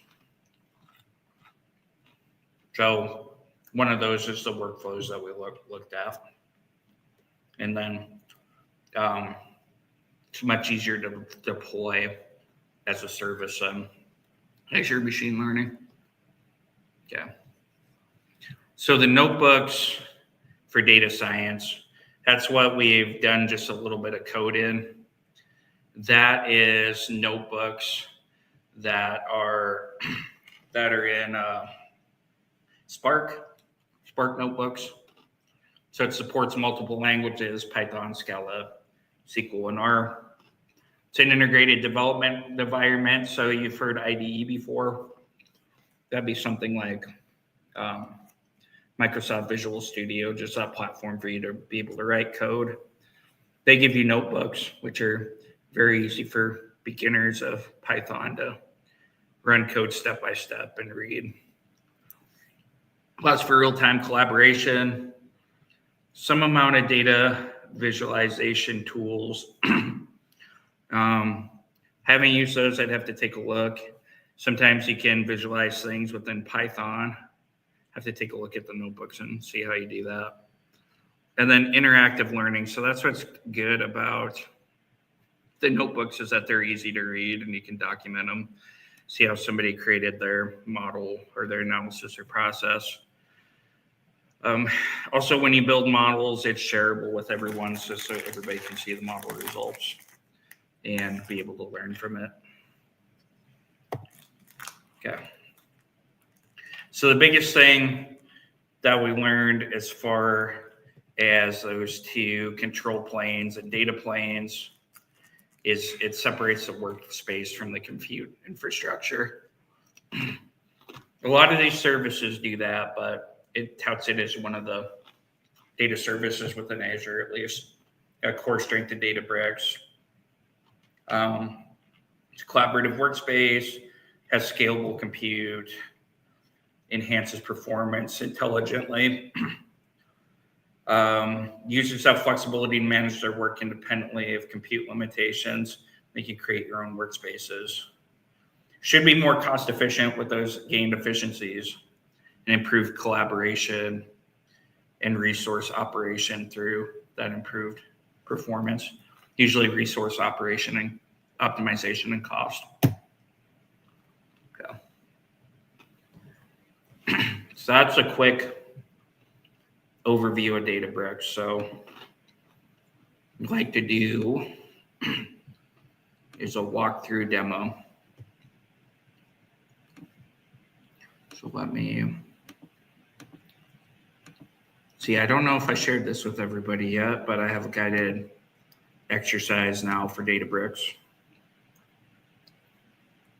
Step by step. Oh no, that's the Data Factory one. Just give me 1 second.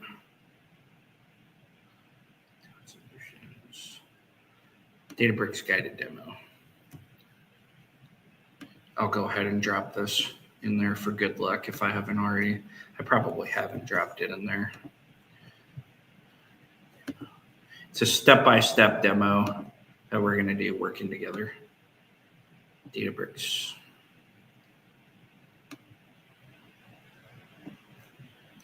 Shouldn't take too long. Oops, and I have it open.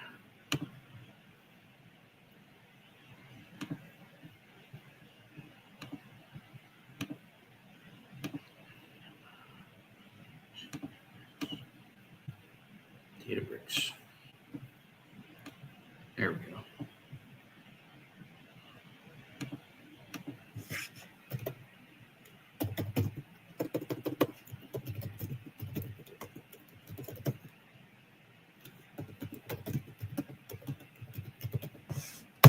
So really hands-on exercise, step by step.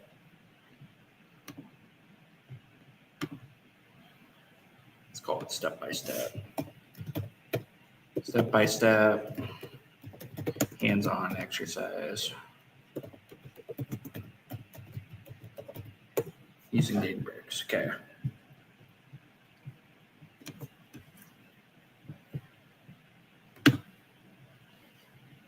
Okay.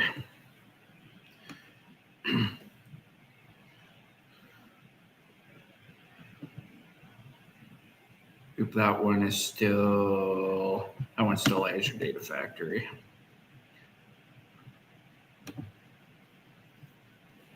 Okay. Click the right one. Databricks guided demo, step by step, yes. Okay. Okay, just pasted it there into Slack for everyone to follow along, but I'll do this one side by side. Should be able to keep this open while I do this in the browser. Let's see.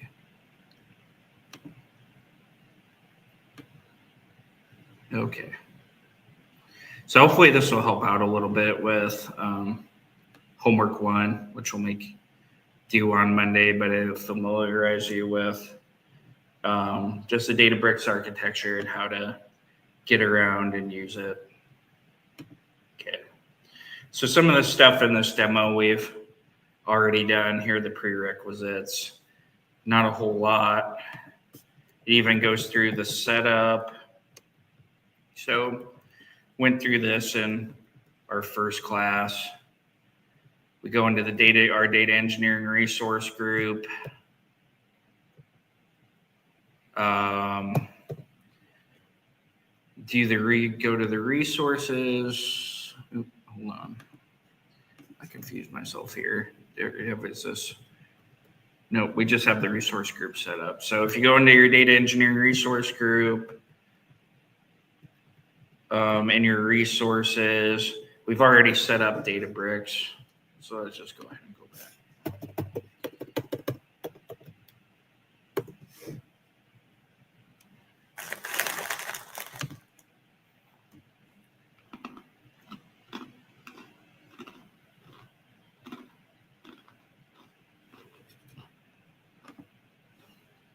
Okay. So within our resource group, we set up and configured the Azure Databricks service.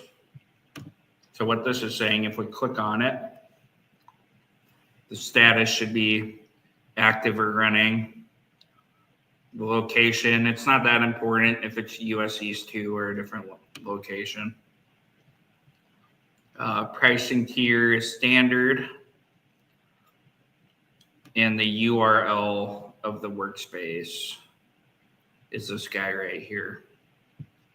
So you use some string and then Azure Databricks.net. So it creates a website or web URL, and it serves you Databricks through that URL. Okay. Okay. So if we examine control pane configuration, so I guess right now we're just going through these different options. On the left menu, oops. Okay, on the overview page, examine control plane configuration.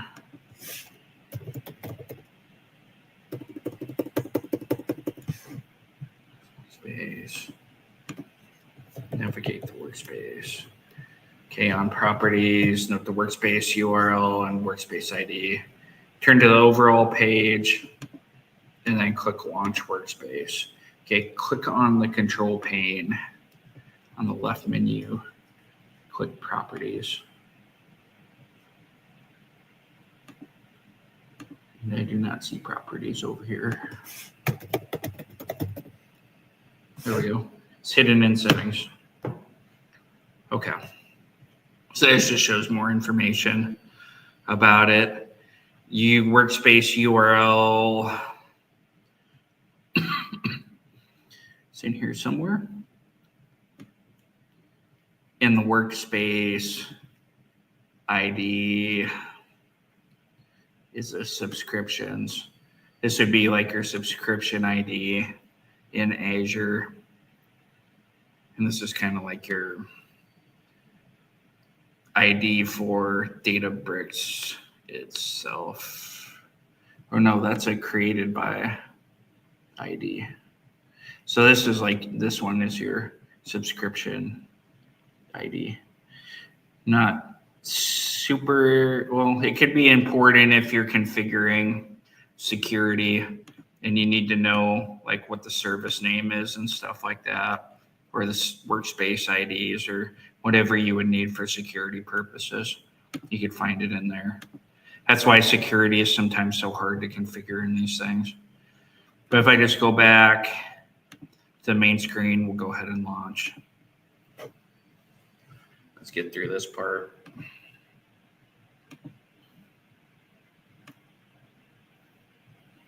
Okay, so exploring the workspace, this collaborative environment. Once the Databricks workspace loads, observe the interface components. You have your left sidebar.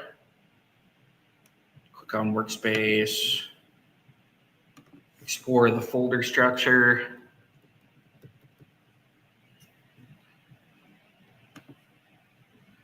So this says shared is context accessible for all workspace users. You can define that here. And users is your personal folder.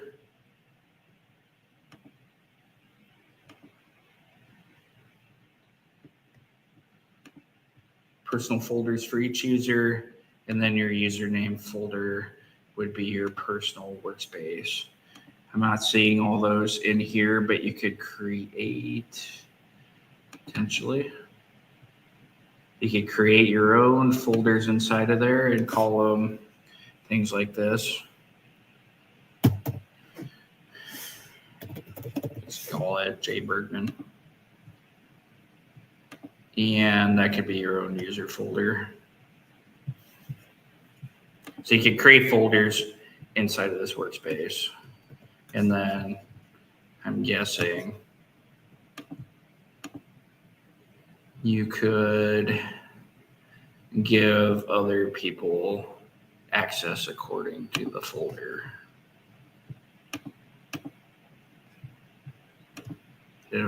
See how you can do it at the moment. I think we'll come across it.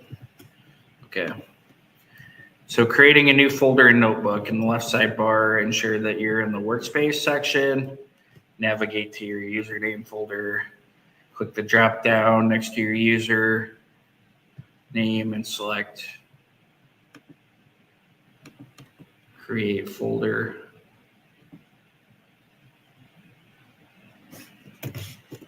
We'll just call this one JB. Oh, that's how you, that's it. Inside of your user, that's how you create your own personal folder. Okay. Okay. Name the folder architecture demo.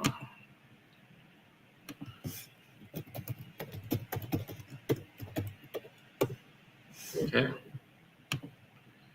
Click on your new folder, navigate into it, click the drop down next to the folder, and do create notebook.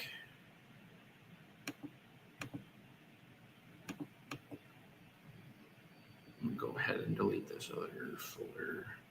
Maybe I can't. Oh well. Okay, and inside of here, you can create these different objects. It's kind of like a resource group and resources. You can create another folder in there. You can do a Git folder to save it out to Git. So you can do version control. You can do create a new notebook, file, or ML flow experiment. I said ML flow experiment is for creating machine learning models. You can call them experiments. You can create either one. Let's just create a notebook. Okay. So configure this notebook. Call it name architecture exploration. You can just go up here to the top and paste that in there. Click on permissions button in the folder view.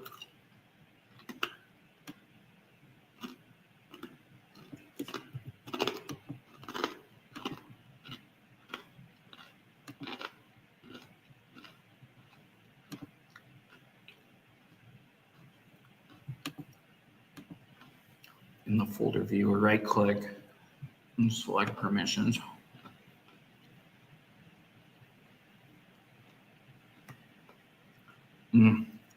Workspace access control is disabled for this workspace, so you have to do a security setting on that, probably role-based, adding another role to this. So that's where configuring security. is crazy with this thing, but that's how you would set permissions with it. If you could, let's examine the compute resources. So you set this up on the first day, you go to compute. And as I mentioned during our discussion of Databricks, you can set up more than one cluster if you wanted to. You can create multiple computes, and then the Spark would intelligently decide which one to use if you had the need to do that. Good thing is that you can kind of use them on demand that way. It may take a few minutes to like start the cluster up again, but you could start it and then only use like a super high compute for however long it takes your model to train. You can save a lot of money only using it when you need it instead of always having that machine on. So you can create multiple computes. Here we just created, so there are available clusters. So yeah, there's single users, there's single nodes. You can say minimum workers, maximum number of workers. That is the number of clusters or workers that you have to spread the job out over. And have the same as worker. All these different nodes would have 16 gigabytes, 4 cores. Can auto scale, gives you information about that. Terminate after 120 minutes and add your keys and everything. So if you did that, you can create a new cluster like we did. Even this recommends sending it to 1 minimum worker and 4 maximum. That might save you a little bit of money.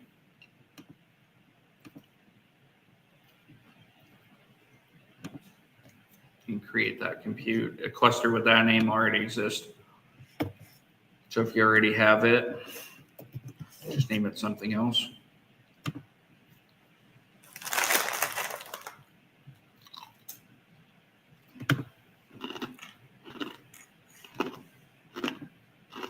Maybe I should call it demo cluster. That one's starting up, but while it does, I'll keep going with the other cluster that I have. I do have a quick question So about exploring the cluster configuration. On the cluster details page, click the configuration tab. So if you click on one of these, configuration, you can see all those details like we took a look at, and tabs and logs. Okay. You start a cluster and use Spark UI. Okay. So I do have a question about this. So we need to get the clusters started and leave them started. What's that last part you said? So I had issues getting my first cluster going. So I have to get the cluster in the workspace going and leave them going before I can do the other things with it. Yes. Okay. So you have to start it, and it'll let you know. It'll say the state is green. Okay. So say the cluster's running. Yep. Okay, because the first couple times I did it, I came back in like 30 minutes and it was still going, like still rolling like your second one is. Yeah, let's time it to see how long this is going. We'll say it's been going since 7:40 and see how long it takes. It can really depend on a number of things, region and availability, or probably mostly those two. But how many people were requesting compute resources at that same time, potentially. Okay. So, okay, we started it. Once running, click on the Spark UI and open the Spark web interface.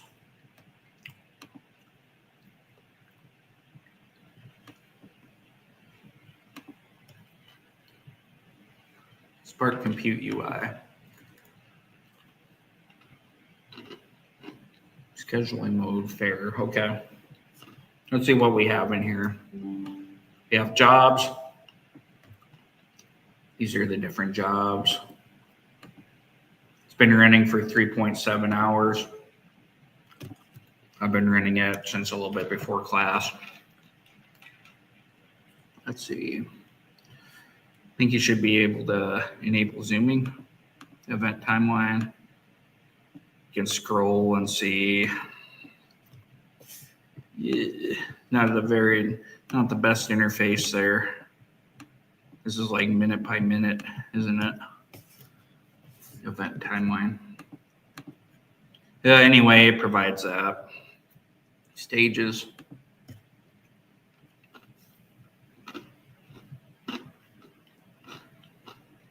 Not totally sure what each one of these stages is. Gives you the ability to monitor that. Storage would be, so your Parquet IO cache and out. This would be the Databricks storage that you're using. You have to bring in the data sources into Databricks. Environment. So here's the runtime environment behind everything. It's actually Java.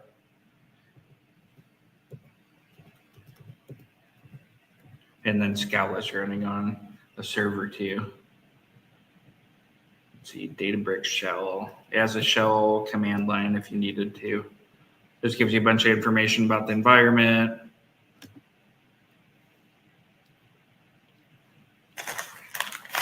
Let's see. And then a summary of your executing cores, your cores that are executing in your machine, your storage and memory status and stuff like that to help you manage compute and storage and resources in real time. So, not too big of a deal if you're just a single user, really, but you can imagine if you had lots of users, being an administrator and an engineer looking at it. Okay.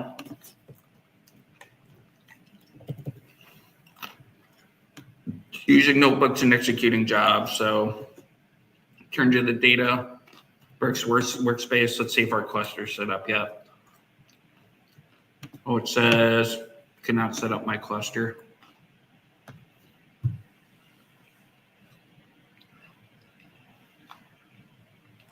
Okay, so quota exceeded, operation cannot be approved.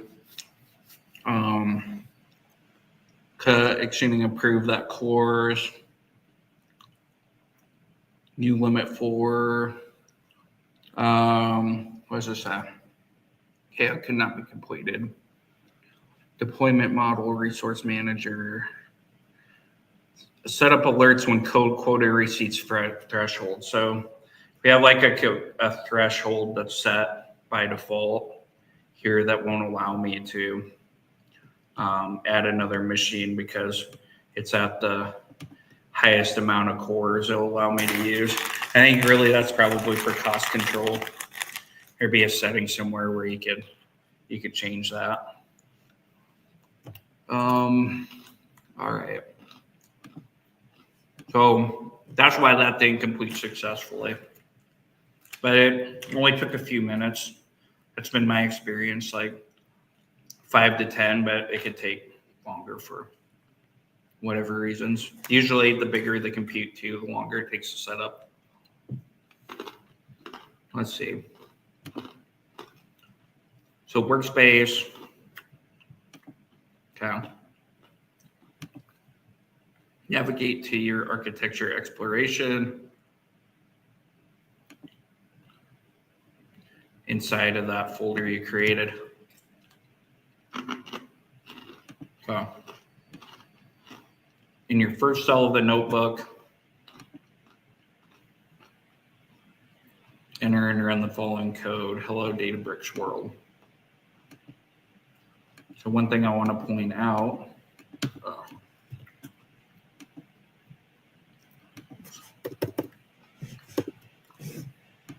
is right now it's asking me to connect to a cluster. And you see you have both of the clusters that you set up.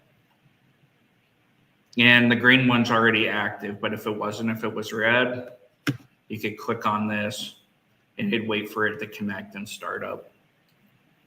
Once you have a cluster set up, that should only take a minute or two to start up that cluster and make it active. It takes a lot less time than setting it up initially.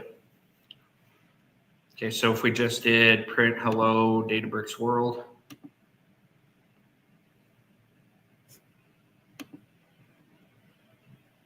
let's run that cell. Can even use generative AI in here. Okay, Python is what we used. Why isn't it printing my result? Let's see. Let's just create a new cell. That's a label, Jeremy. Yeah, it's a label. That would be why I'm like, that's not usually what I put in there. There we go. I'm like, and yeah, it should highlight with the colors that you're used to, the Python function and your string. Thank you. Getting sleepy, it looks like.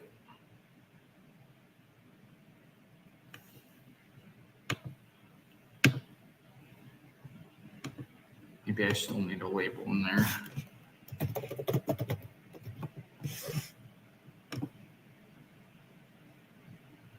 Stop all running cells. Maybe something's already running. No. Should work okay. Let's try to schedule share. I think maybe it's running at this moment.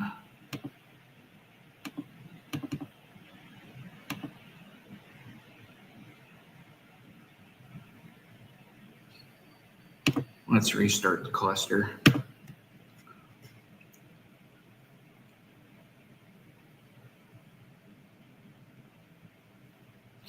And that's what the first line is in the part where you set up Databricks.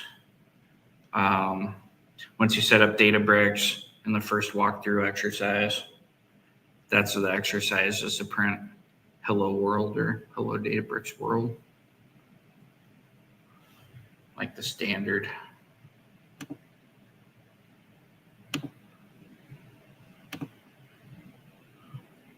Kind of like the standard introduction to make sure simplest command you can do. Computing, make sure things work.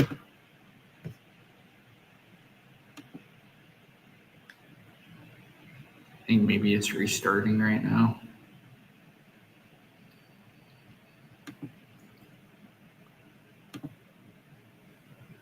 Okay.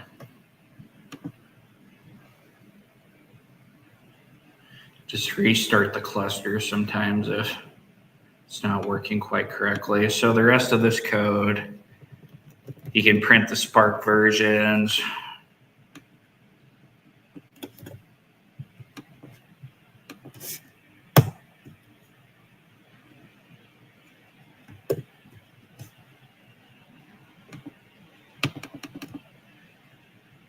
Maybe I've been impatient and it's going crazy now.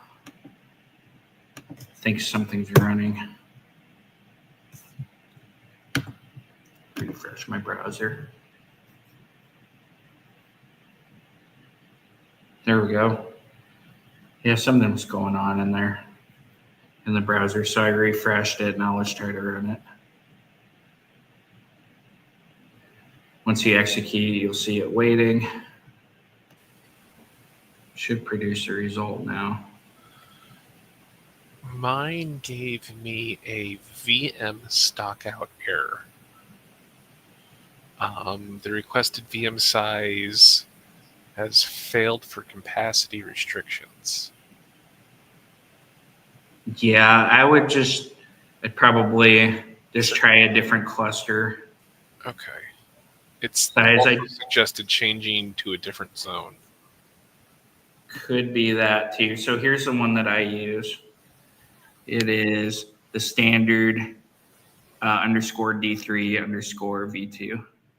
I was changing them around because the one that I initially put in the first hands-on exercise seemed to be getting that error. But as long as you choose one of these, that's like 14 gigabytes or 16 gigabytes and 4 cores. It's not gonna like be too expensive for you or anything. I just try to do one along that range that works for you. I was about to say, because that's what you had in your instructions, and I seem to have the same runtime and driver as you do. As I do.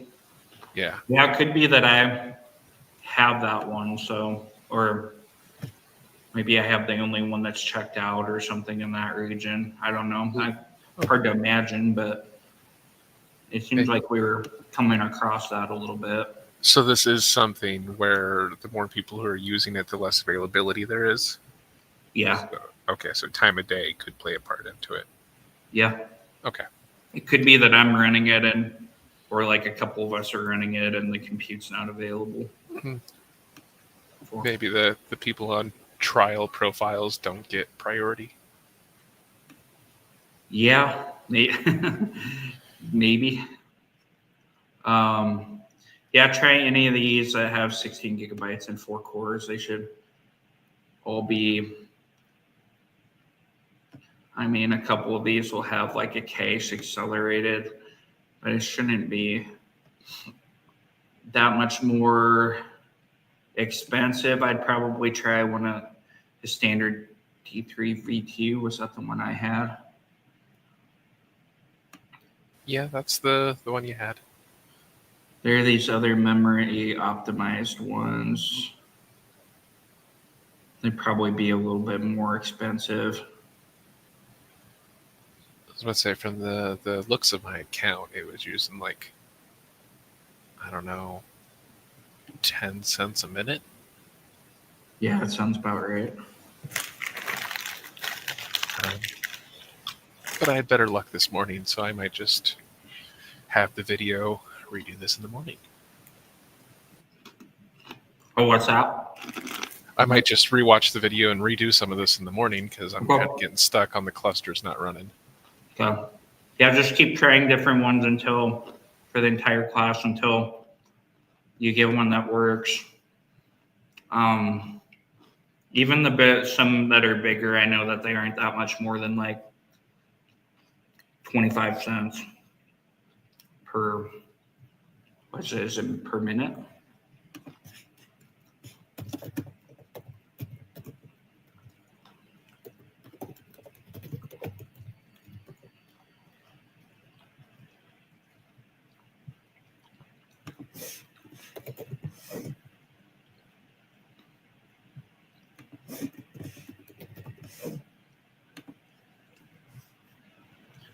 They're fairly transparent about it on the website, at least as far as like compute. I'll have to look it up, but anyway, any of the lower ones should be okay, even if it's a little more than 14 gigabytes of memory. Okay, so if we do the other things like paste this in. Ooh, not in the hands-on exercise anymore. If you hit Shift and Enter, you can create a new window. Let's see things like your Spark and Scala versions, which you could see in that properties pane before, but Spark and Scala. Show your cluster configuration.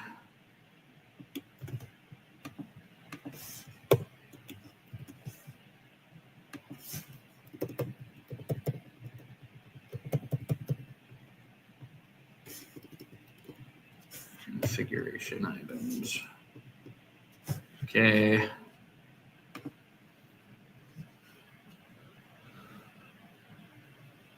Oop, it returned me an object. Oop, I probably am missing something down here. Display the configuration, there we go.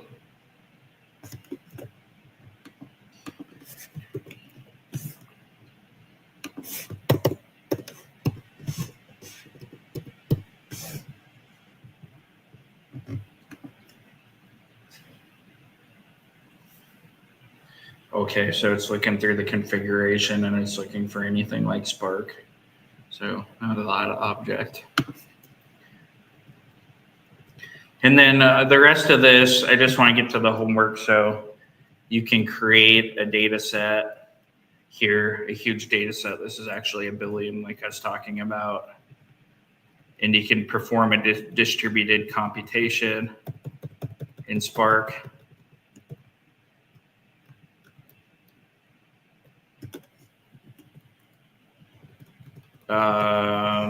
And you can use multiple languages within these. So there's a qualifier that you can do at the beginning of each cell. So if you wanted to suddenly switch over to SQL, you could do that.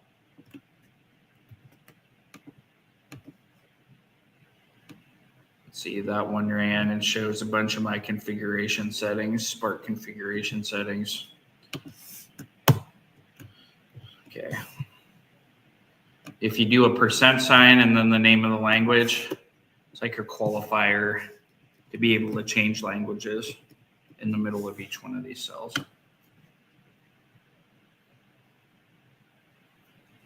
So change it over to SQL. All I did was no tables, just give it a single text string as a value. So if you have a data source in here that you could query, like a Delta table or like a SQL table, you could set that up in your catalog and then query that table. Or you could do it even within your code, export your data to a table, like a Delta Lake table, and then switch over to SQL and query it as SQL. That's kind of handy feature inside of Databricks and a good to know.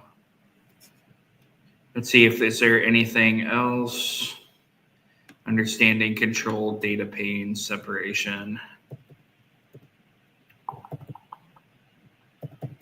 From architecture demo.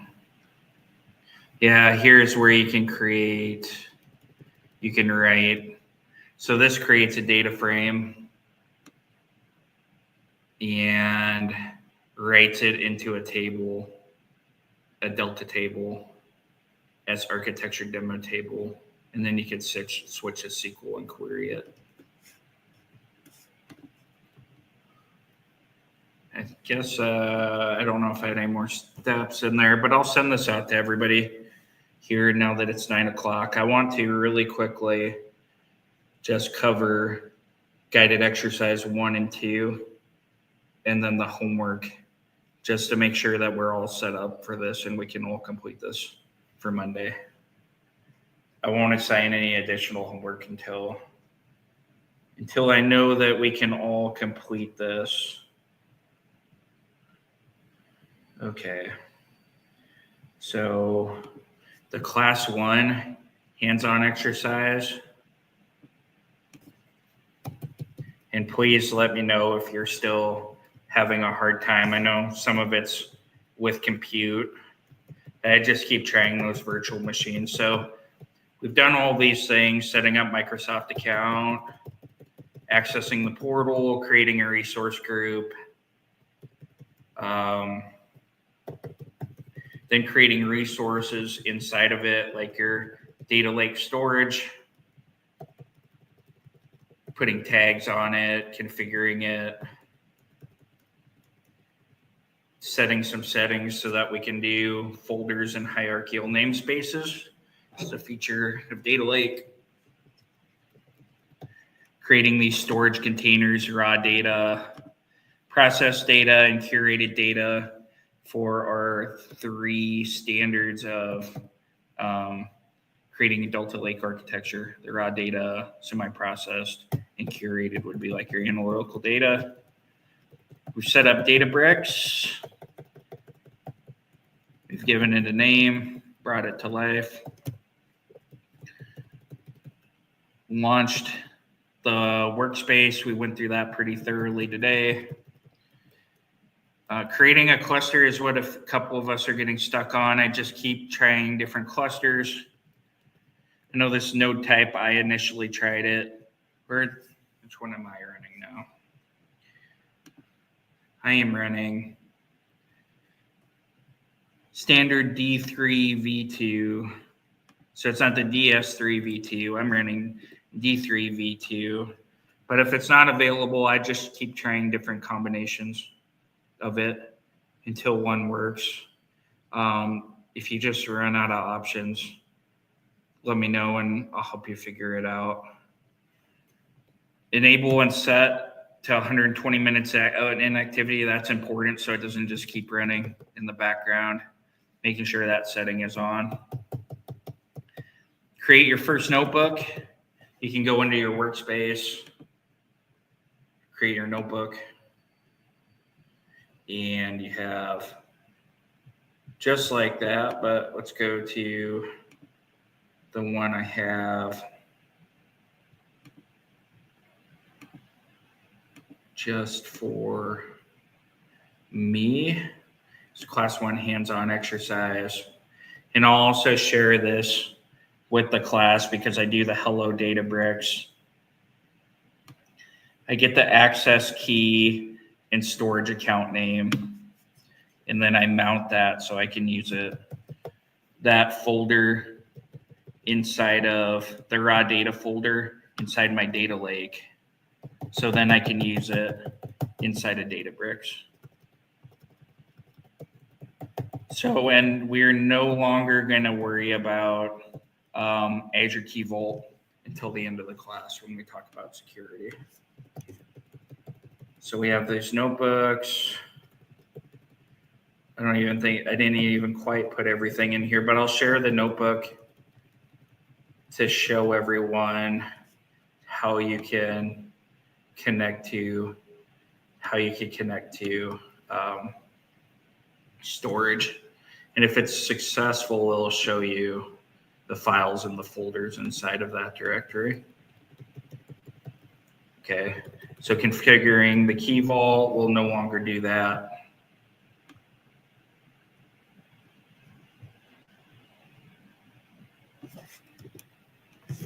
And then just creating your final resource documentation. No more key vault. These are just comments inside of your code. You can put it in that markdown area where I was trying to run the code out of, or the title, and then you could create markdown inside of these notebooks. I believe it's by using the exclamation point. Maybe not, the pound sign. I forgot exactly, but you can create markdown within those if you want. Not that necessary. Or maybe if I just copied and pasted that. You can use the following code to connect to Databricks Storage Gen 2. That's what I do in this cell. If you follow through it, the storage account name includes the resource name that you used. Like I described with Christelle, or I talked about with Christelle at the beginning of class. You can test them out. Yep, so you have your storage key. You can find your storage account access key in those 2 places that I showed at the beginning of class. and then it follows that file path. So it's your folder and then your storage account name and it's actually, we use blob in this one at blob or .blob.core.windows.net. Service endpoints. You can copy that if you want. You can copy that URL from Databricks. You can find that in the properties. No more key vault. If you can't find them, it's not that big a deal. I want to get stuck on it. And this just estimated monthly costs.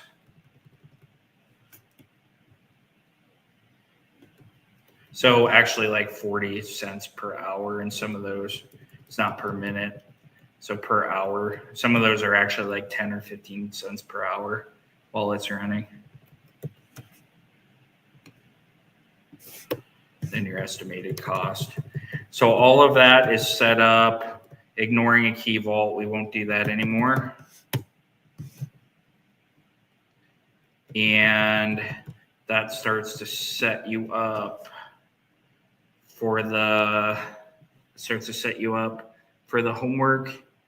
And then in combination with that, let's do class 2 hands-on exercise.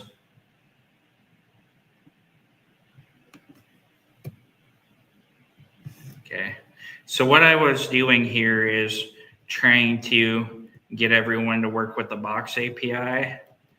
And it actually takes a little bit to get the authorization token right in the web, in a web Postman. So I'm going to send everyone my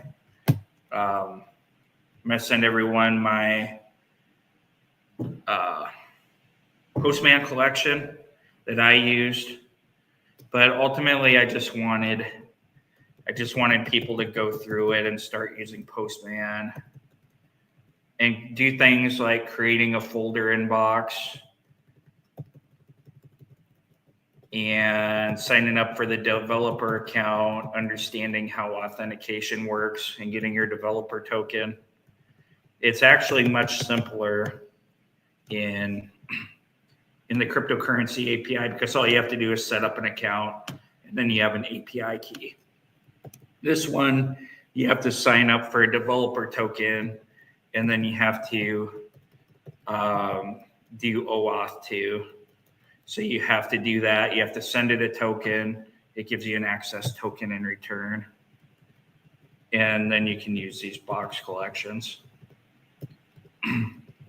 It takes some instructions to be able to do the Box API collection.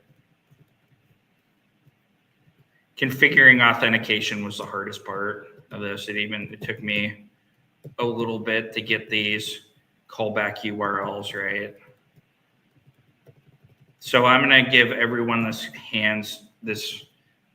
updated hands-on exercise class 2. And I'll give you my box collection. So ultimately what I'd like you to, and then you could do things like going through it. You can create a shared link on that folder. You could create new folders, delete it. Just getting you used to the different endpoints and operations, types of REST operations and the responses that are returned from it. REST APIs, I return it as JSON responses. I'm just going to give you everything for this to be able to get it to work. If you can't get it to work, let me know. It's not a required, this one I mentioned, doing the hands-on exercise, not graded or required. They're just meant as like we do exercises. We do them together in class and they help you do the homework. But if you're stuck on any part of it, and you want to go through it, definitely feel free to reach out. But right after this, I'm going to drop you a couple of things that will help you with it. And then just one last thing. Both of those lead up to the homework 1. So homework 1 is, and we won't do Azure Key Vault in this anymore. So what you're doing is registering for that API and develop Python scripts to interact with it. So when you're inside of Postman, one of the things that you can do once you create a collection is you can go to any one of these. Say you want to go to folders. I'm trying to move through this fast because we're like 10 minutes past again. But even on this one, you'll see a button over here with the two greater sign and less sign and the forward slash. You can generate code in that. So CURL, Java, there's one for Python here too. The intent of that is to go ahead and put that code inside of a notebook and then store that data that you get from each one of those two endpoints in your data lake. So then mounting your storage like I did in my code, and then saving these as JSON files in your data lake to use later. So I gave you the two endpoints. So just getting what information to get, store that raw data inside of that data folder or inside of your data lake, and then also store those inside of Delta tables. Actually, we won't even store those inside of Delta tables for now either.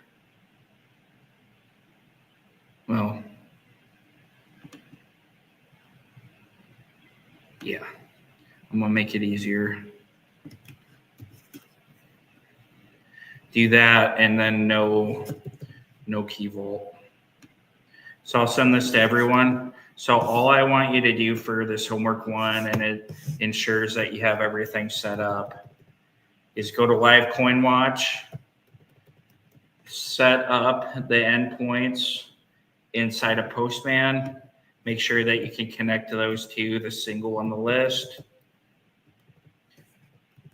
Get that code out. You don't really have to worry about proper error handling, but you have the basic structure of the request down. And then you collect the JSON files from those two endpoints, and then you save them in your data lake. I went through everything really fast today, but thanks everyone for staying an extra 15 minutes. Does anybody have questions or concerns? And I'll put this all out here after class.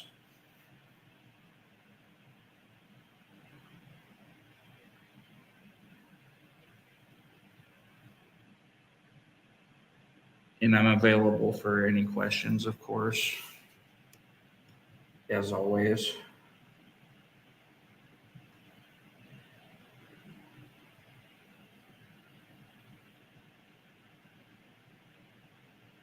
So this is like really the key. I just pump the brakes on moving forward because this is like the basis for like completing the class project and like hands-on skills. So making sure, bringing everybody along and making sure, again, we at least get to this point.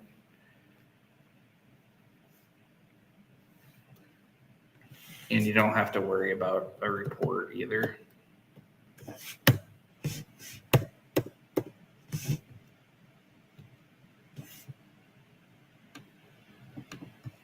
And then just screenshots showing your code and that you ran it successfully, and then what you have in your data lake storage, those JSON files in your data lake storage.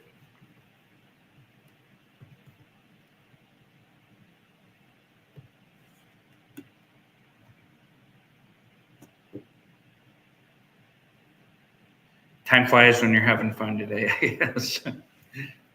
You're going through all of this like a maniac.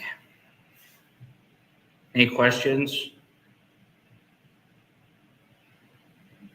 I'll actually post all 3 of these, homework 1 and the first two hands-on exercises.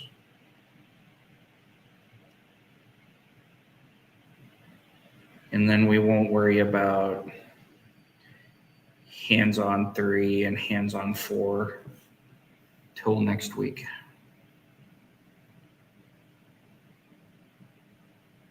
Or I record them.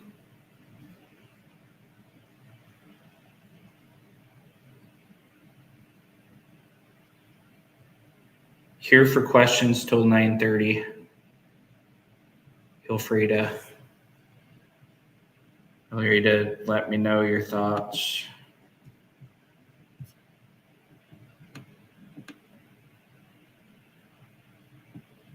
Could be anything. Happy to chat too. Luke usually has something pretty interesting. Interesting thought. Happy to entertain.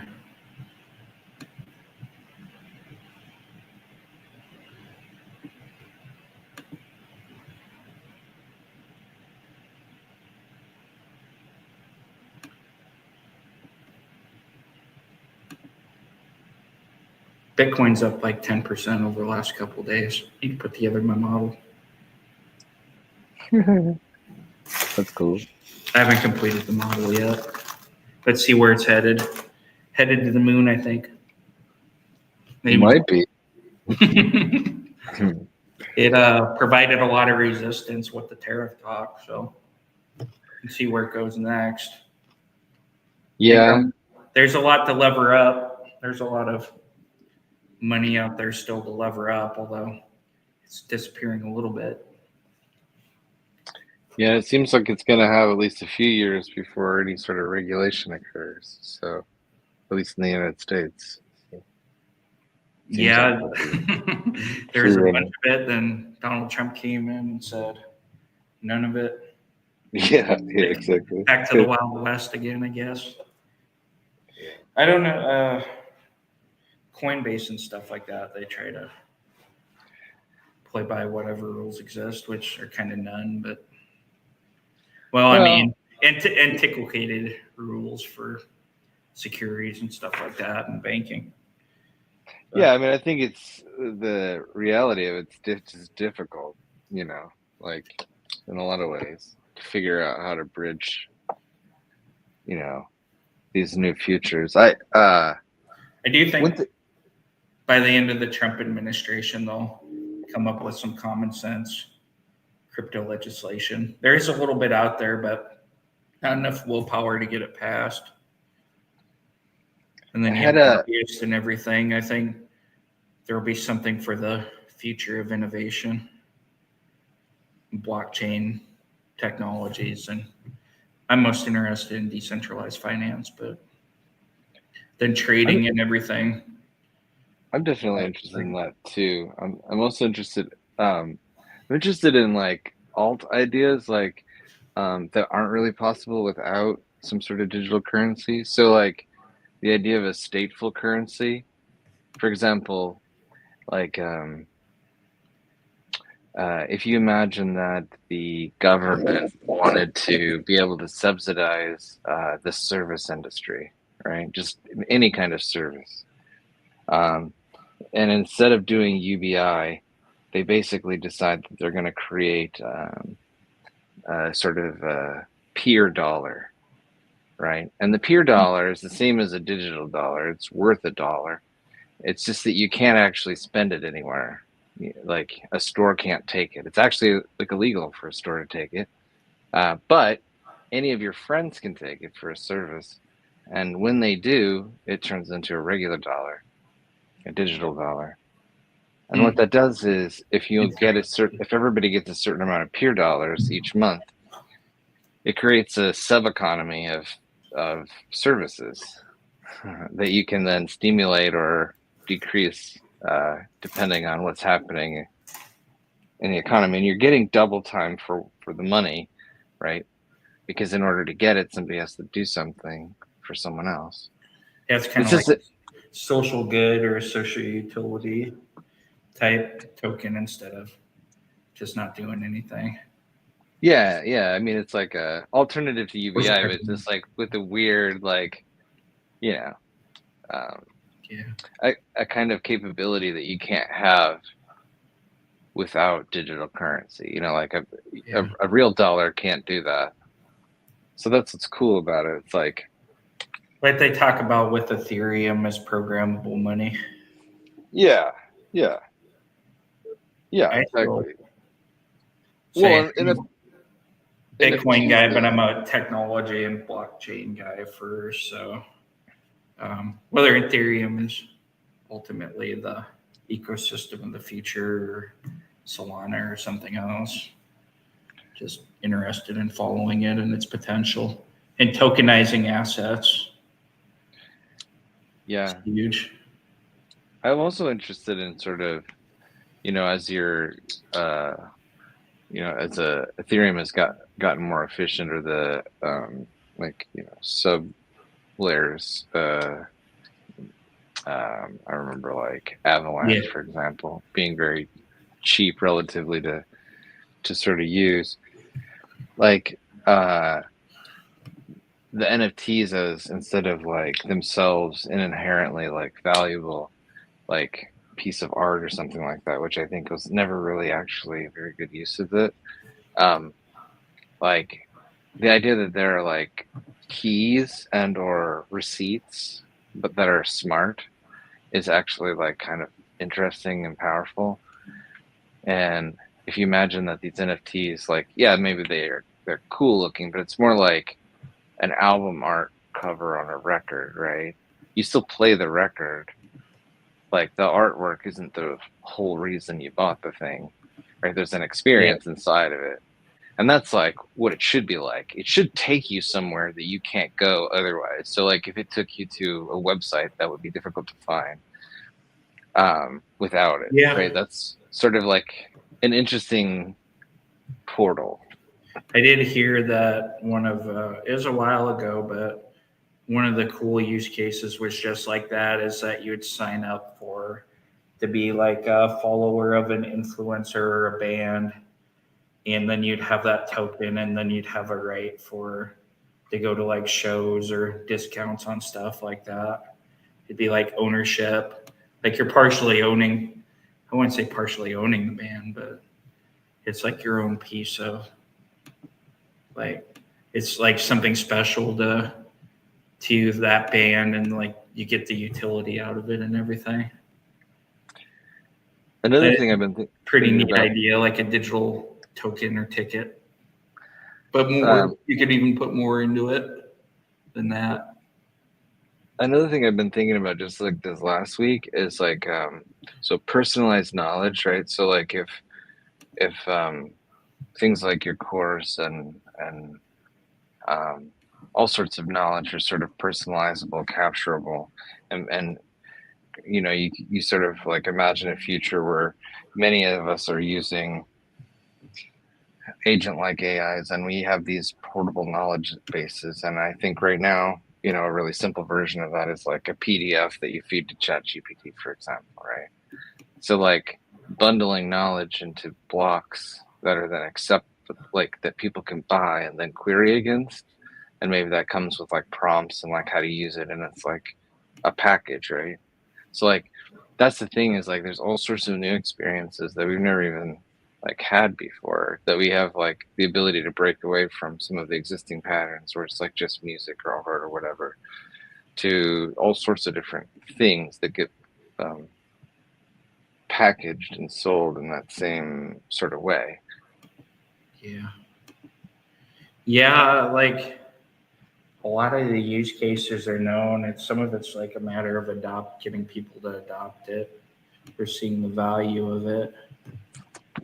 Well, yeah, and ease of use for a lot of that stuff. I mean, ease of use, yeah. Some discussion was like you hide it and you don't even really tell people it's like like Ethereum token or something like that. The technology doesn't matter that much, or that it's like the blockchain. It's just this like access pass that they have. And as a technologist, I get that. Yeah, for sure. Like not, that most people aren't interested in the technical value. It's like, how is it valuable to them and how does it make their jobs or whatever tasks they're doing easier. Yeah, for sure. But like things like even just like, MetaMask, right? Like it's easy if you're like a practitioner, like using it all the time to forget that like, oh yeah, if I don't sign in for a while, I have to like re-import my wallet, and where do I store that securely? Not Like, that long ago, I thought I lost my private key to my wallet. right? It's scary. I had like a mini panic attack from it. You found it though? That's good. I did. God, how did I find it? I usually store everything in that OneNote, but I couldn't find it.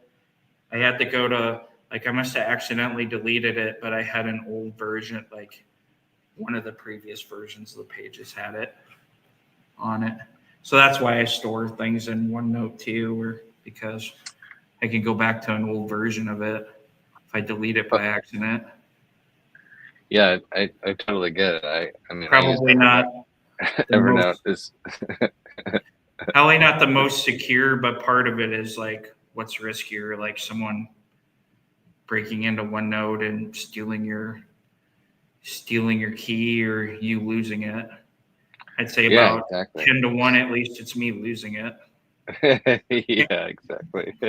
Rather than like somebody breaking into it or someone getting my laptop and being like, oh sweet, there's a private key for his MetaMask wallet. Yeah, All that money, they'd just mostly be like, oh, what the F is this? yeah. Nonsense. Like, how would I even use that? Yeah. Be like, good luck with that. Oh well. But now I should put this model together. I haven't actually put all this together from start to finish. It's still feeling this out and feeling this out for the class. In the first class we did, well, in the last class, we used that Azure platform, that new one. It's like the integrated platform, but it has all sorts of issues like first generation Microsoft products already do. But at the end, they built a model and everything and deployed it ended up deploying it out of Spark notebook. Hopefully ours is so we've done it, but just not in this way. Cool. Well, Jeremy, I'm gonna take off. You have a good night. I appreciate it. Well, same. Yeah, keep on rolling through this thing. Let me know if you have anything or thoughts. I enjoy them. Okay, will do. Thanks. All right. See you, Luke. Have a good night. You too, Bye. Jeremy.